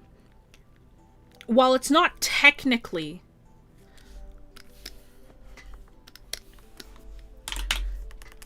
while it isn't technically like, oh, it's like your lighting is always going to be the opposite hue of whatever it is you're working with, it will kind of be that because of how Chevreul's rule of color theory works.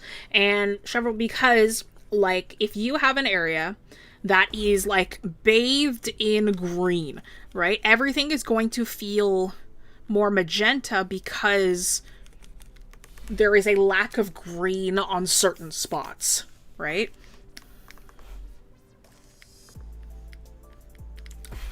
So I've just essentially skipped the part of adding that magenta in there to give it that kind of green look.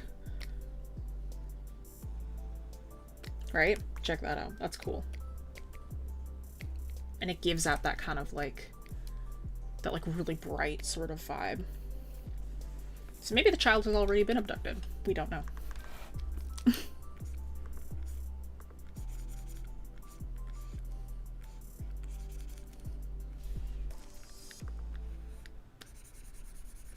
When you're planning out shadows, you need to make sure that the shadows are matching the perspective and the forms that are underneath them. In this case, right, the carpet is folding upwards, so I need to make sure the shadow moves alongside that.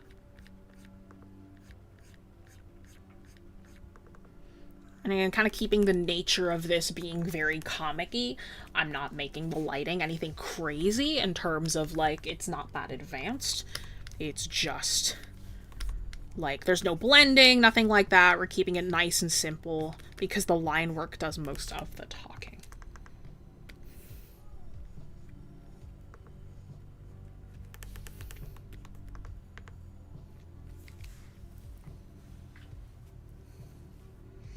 If they were abducted, they would have taken Blahaj. The kid's fine. That's so funny. Me sitting in the corner using Sketchbook. I'm too acquainted with it to switch, though. Autodesk Sketchbook is fine. It's a nice, like, sketching tool. Like, I would never use Autodesk as, like, my main tool, but I'm, like, I think it's good as, like a shortcut kind of, like, tool, you know?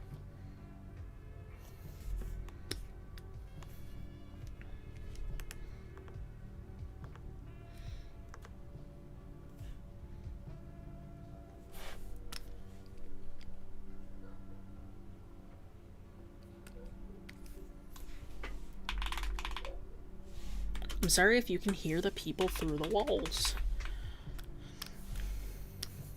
It sounds like my brother's partner is here.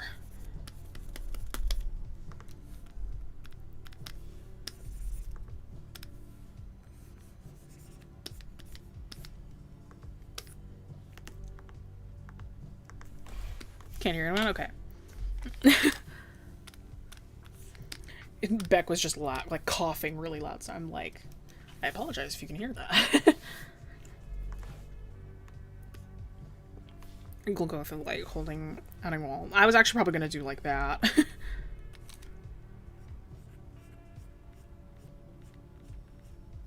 Not even hitting dust, just like doing that, maybe. Oh, yay! Congrats. Did you have fun?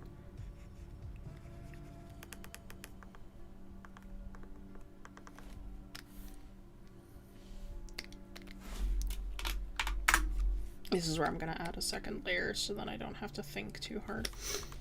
I can like just lower the opacity on this.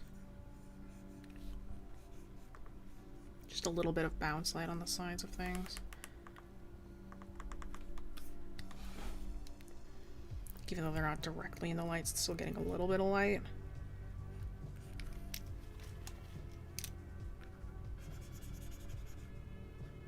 Because like realistically, even though it's like they're not like directly in the light, they would still be getting a little bit of light.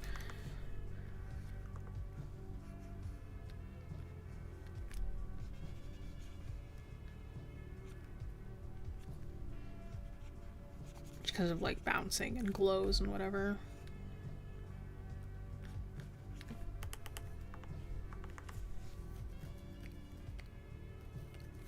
Just be a lot less obvious.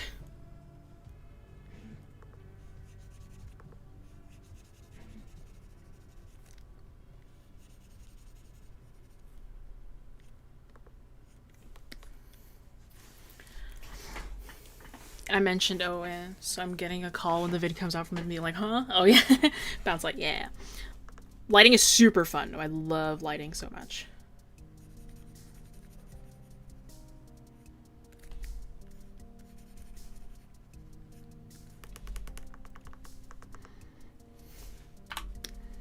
Oh, whoops. There we go. I actually don't like the look of that there. Oh. I really have to adjust. See what I do like there. Because realistically there would be light coming from the hole, but it just doesn't look good.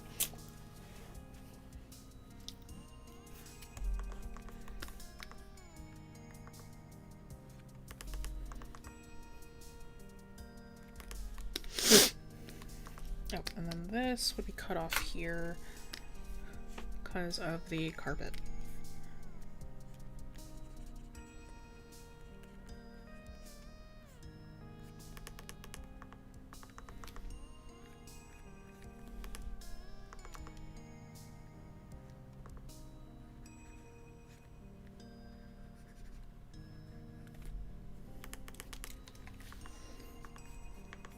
Green!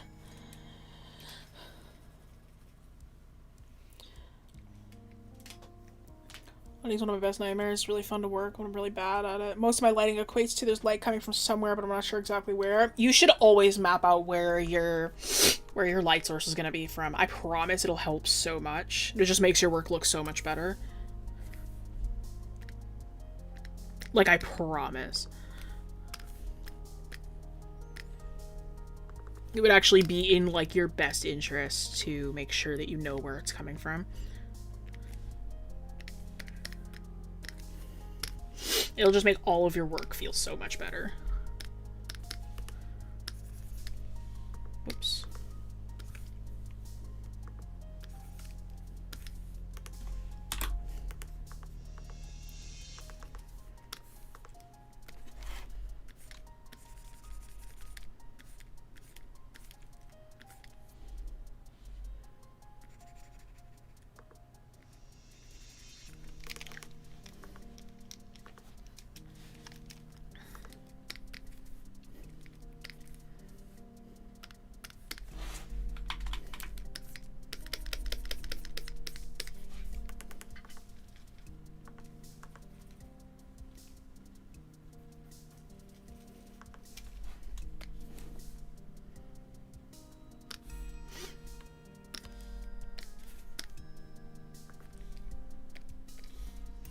Trying to figure out how to do this. I'm like, I'll get this walled off effect to work.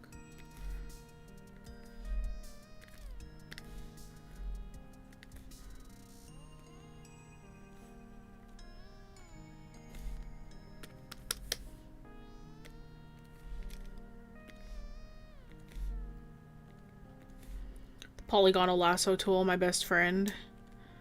When I can like when I'm like, ugh, I need this section to look good. Maybe just a little different than what I got going on.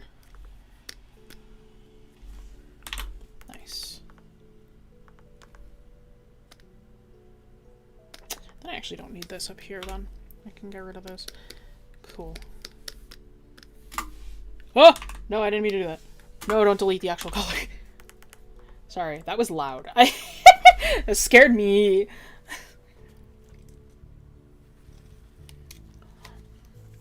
Green. Usually it's vaguely up, that being the moon, or just figure out light theory.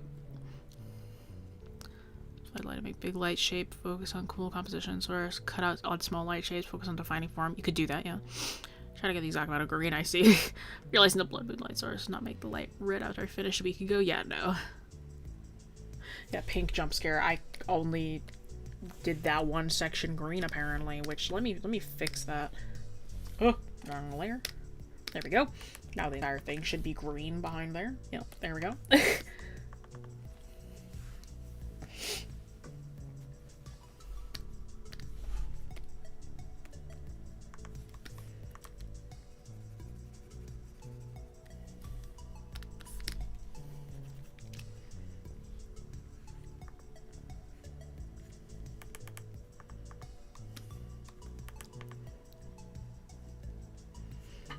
I hate when pink jump scares me when I'm casually arting.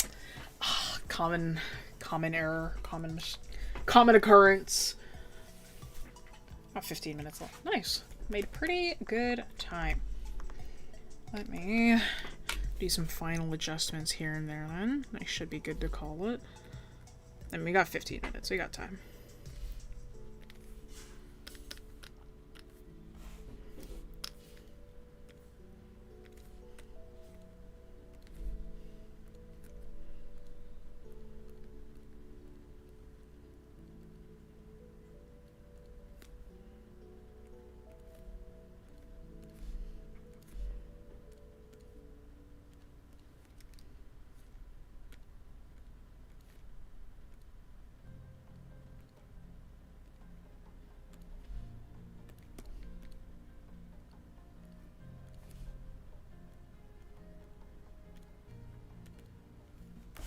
Okay.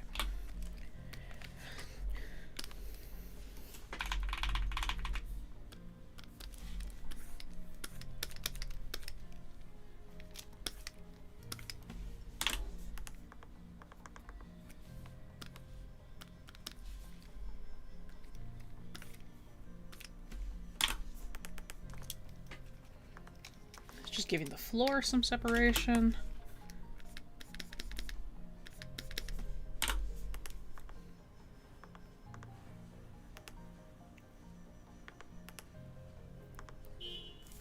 Beep. Hello. Lighting is one of the earliest tips for me for the arts. I know where the lighting is, I know where to render the most details, where I want the viewer to focus on. Fair. Lighting is always my last step. I am like it. I kind of always know where the light is gonna be. I'm like, cause I'm so like line art focused, I'm like the lighting doesn't always matter as much, even though I love doing it. But yeah, no. It's almost time of the year to rewatch Olive Over the Garden Wall. True! We need to do that together. When October hits, then we gotta watch it again. Crow and I went as Greg and Wirt for Halloween last year. You still haven't told me what your idea for Halloween is this year. You still haven't told me. Every year, like, all you've told me is, like, I need to figure it out. You still haven't told me. I both think to immediately respond beep when we hear a car horn. You know, I couldn't tell you.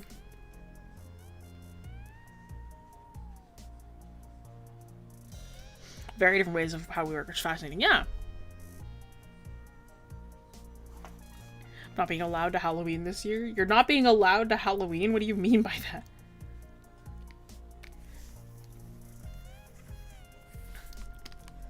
It isn't fun. What do you mean by you're not being allowed to Halloween? Like, you're not being allowed to celebrate Halloween? You're not being allowed to...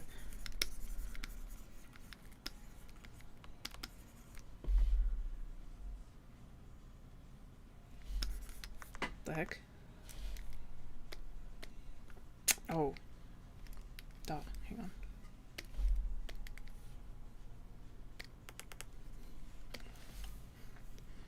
Parents said I'm too old to have a costume. Lame! I haven't had a year where I didn't have a costume. Like, going out for trick-or-treating, I understand.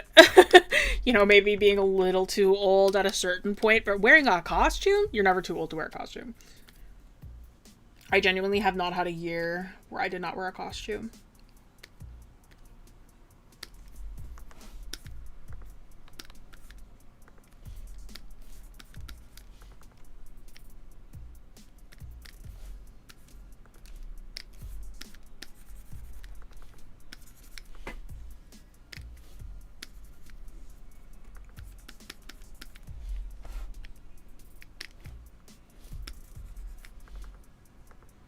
Trying to decide what grass brush I'm gonna use. So I want a bit of grass in here. There we go.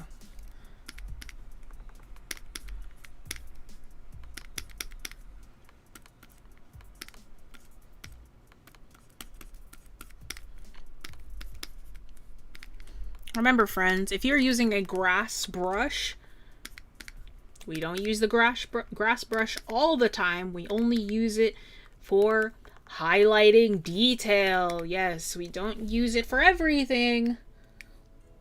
We use it for the small things.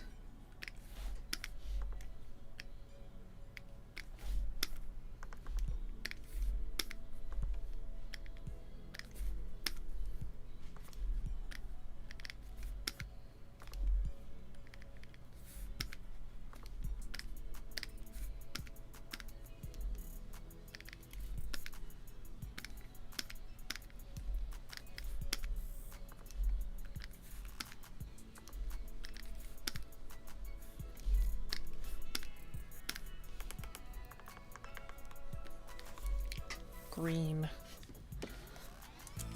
Trick-or-treating debatable. Costumes, adults can cosplay too. Exactly. Like you're too old to eat turkey on Thanksgiving. Look, what the heck? True, yeah. Haven't Halloween for years, some more reason than lost interest. Lame. I'm kidding. You can do whatever you want. So later where I can match my friend is Fred Durst and Jonathan Davis. I'm debating whether actually we should for Halloween. You could. She doesn't listen to Limp Bizkit. I also don't listen to Limp Bizkit. Grass brush, another one, sketchbook missing. Maybe there's one on the internet or something. I got this from Devin L. Kurtz. I use all of my FX brushes are from her. I live by Devin L. Kurtz's work. I did the trick bio costume. Nice.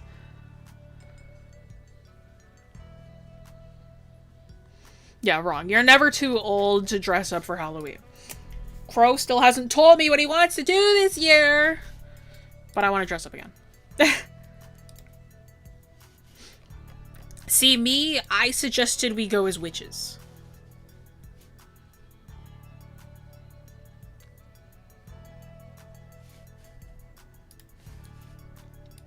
I'm thinking, you said you had an idea, you still haven't told me. It's actually, what's it actually like to trick or treat? I've never done it before since Halloween doesn't think here, but it looks fun. Oh, it's super fun. You just dress up. You go with your friends. And all you do is you have a little bucket or a pillowcase or whatever you decide to carry your treats in. You walk around like your neighborhood in costume and you just knock on doors. You knock on doors that have their lights on or like have pumpkins that are lit outside. You knock on the door, they open it, yeah, you say trick or treat, and they give you candy. And that's it. And you do it for hours. And it's the best. And then when you're done, you... After a few hours have passed, you go home and you hang out with your friends and you eat candy and watch movies. That's it. It's great. I did it until I was like 14. I trick-or-treated like every year until I was like 14. Exactly like in the cartoons. It's pretty much like in the cartoons, yeah. It's literally like you just walk around, you get candy, you go home. Not sure what to go as this year. Maybe Nest from Earthbound. Excellent choice as somebody who loves Mother 3. I love the Mother series so much. It's the best. Eat candy till you throw up pass out. And trade candy. True, you can trade candy. What I would always do is, when I was a kid, I hated Coffee Crisp, which is coffee chocolate here. And, like, I would give it to my dad. So he would always have, the two that he would always get is he would get, Coffee Crisp, and he would get, Snickers. Little Snickers bars. So, because my brother and I didn't like Snickers. So we gave him that candy. Coffee Crisp is so good now. Now that I'm an adult, I live for Coffee Crisp. Love a Coffee Crisp. You hated Coffee Crisp? Who are you? I didn't like coffee until I was like 20, babe. What do I do for my costume this year? Haven't thought of anything cool yet. You should go as the concept of...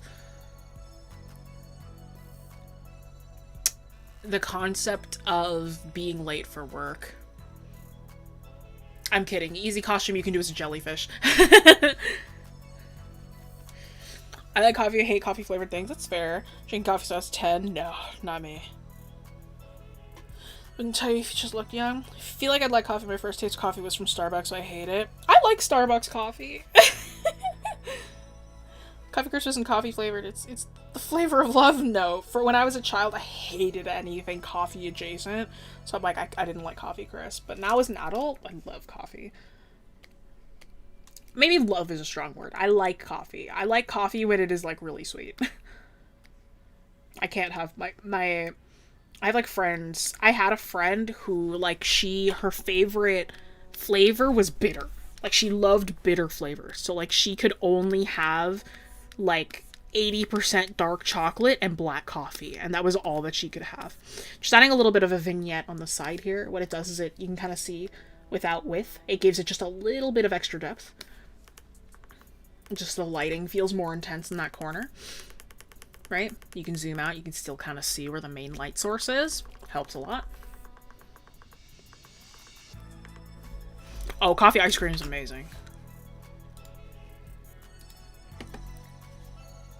If you've ever had an affogato,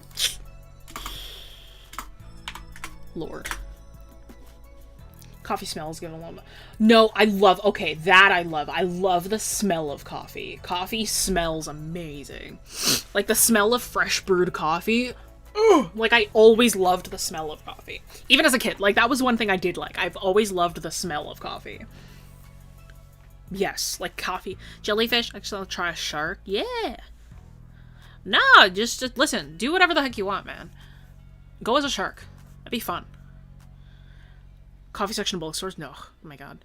Smells good, tastes bitter. You just gotta put in enough stuff. I love the smell of coffee. I hate the smell of coffee beans, though. I don't mind it. For some people, the really good coffee tastes kind of like chocolate. I'm a huge chocolate fan. I'm a huge chocolate fan. I love me some good chocolate. I made coffee just so my apartment would smell like it. Yeah. I love coffee smells. I actually really love the smell of wine as well. I hate wine, though. I hate alcohol.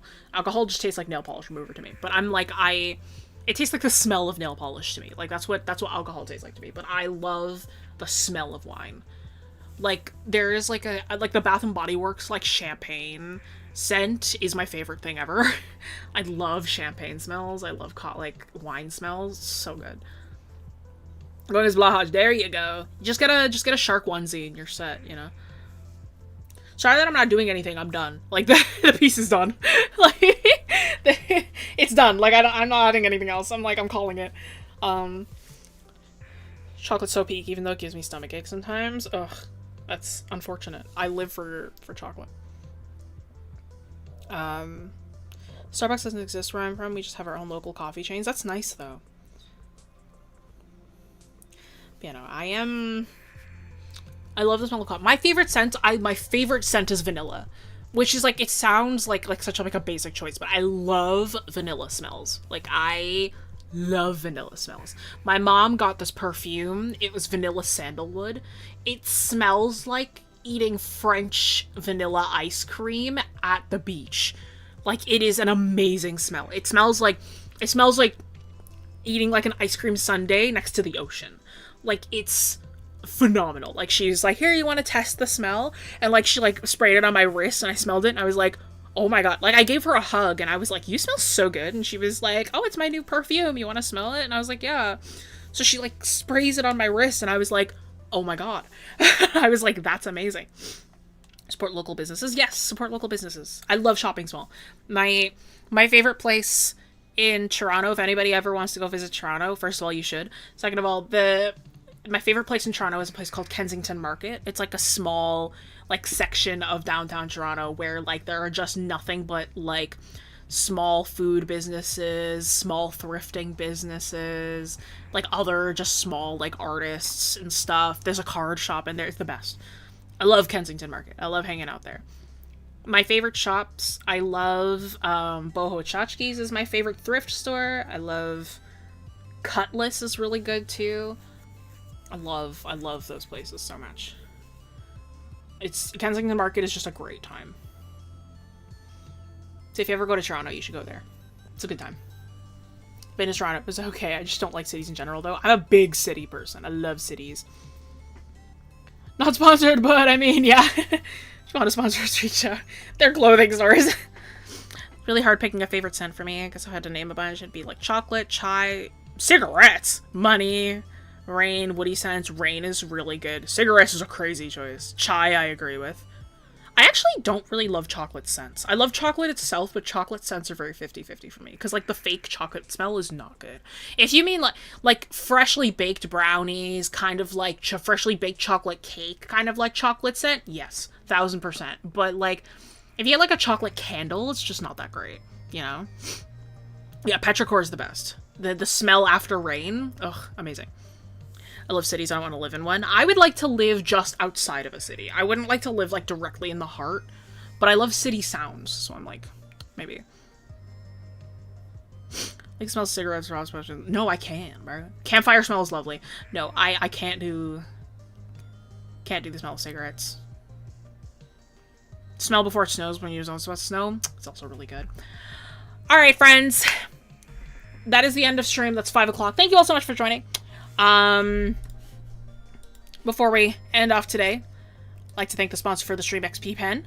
An amazing selection of digital art tablets for both beginners and advanced artists. If you're looking for an affordable and reliable digital tablet, go browse their store. Find the link in the description below. If it's your first time here, hello. Hey. WingCanvas.com. Check out the classes that we offer. We are not just a YouTube channel. We have our own classes. I am one of the instructors. All of the streamers are instructors. So if you'd like to book some of the classes with us, and make sure you check those out, wingcanvas.com, to see the different art classes that we offer. This file that you see in front of you will be available as a JPEG on our Discord. So if you'd like to join over, talk with the other arters, talk and see what events we have going on, because there are also small workshops, I believe, that we host sometimes. Be sure to check out the Discord. You can also submit your work to be featured at the beginning of stream sometimes. So be sure to check those out as well. But these working files are released on Patreon, as well as other fun little things on Patreon and School that are exclusive content if you sign up to become a member. So be sure to check those out, and you'll be able to hang out over there. This coming Monday, you guys have Josh. Josh, I believe, will be doing some fashion stuff with you guys. Let's just double check and make sure I'm not wrong. Yes, so Josh will be drawing character outfits without drawing the character. That's kind of funny. So Josh will be figuring out how to do that. I don't know how that's gonna go, but good luck to him. Then next week, Saturday, you guys are gonna have Iggy. Iggy is going to be drawing backgrounds that match your character art. Pretty sweet, pretty epic. So next week, you'll be having him. And yeah, thank you all so much for joining me today. And I'll see y'all in a couple weeks. Au revoir. Bye-bye.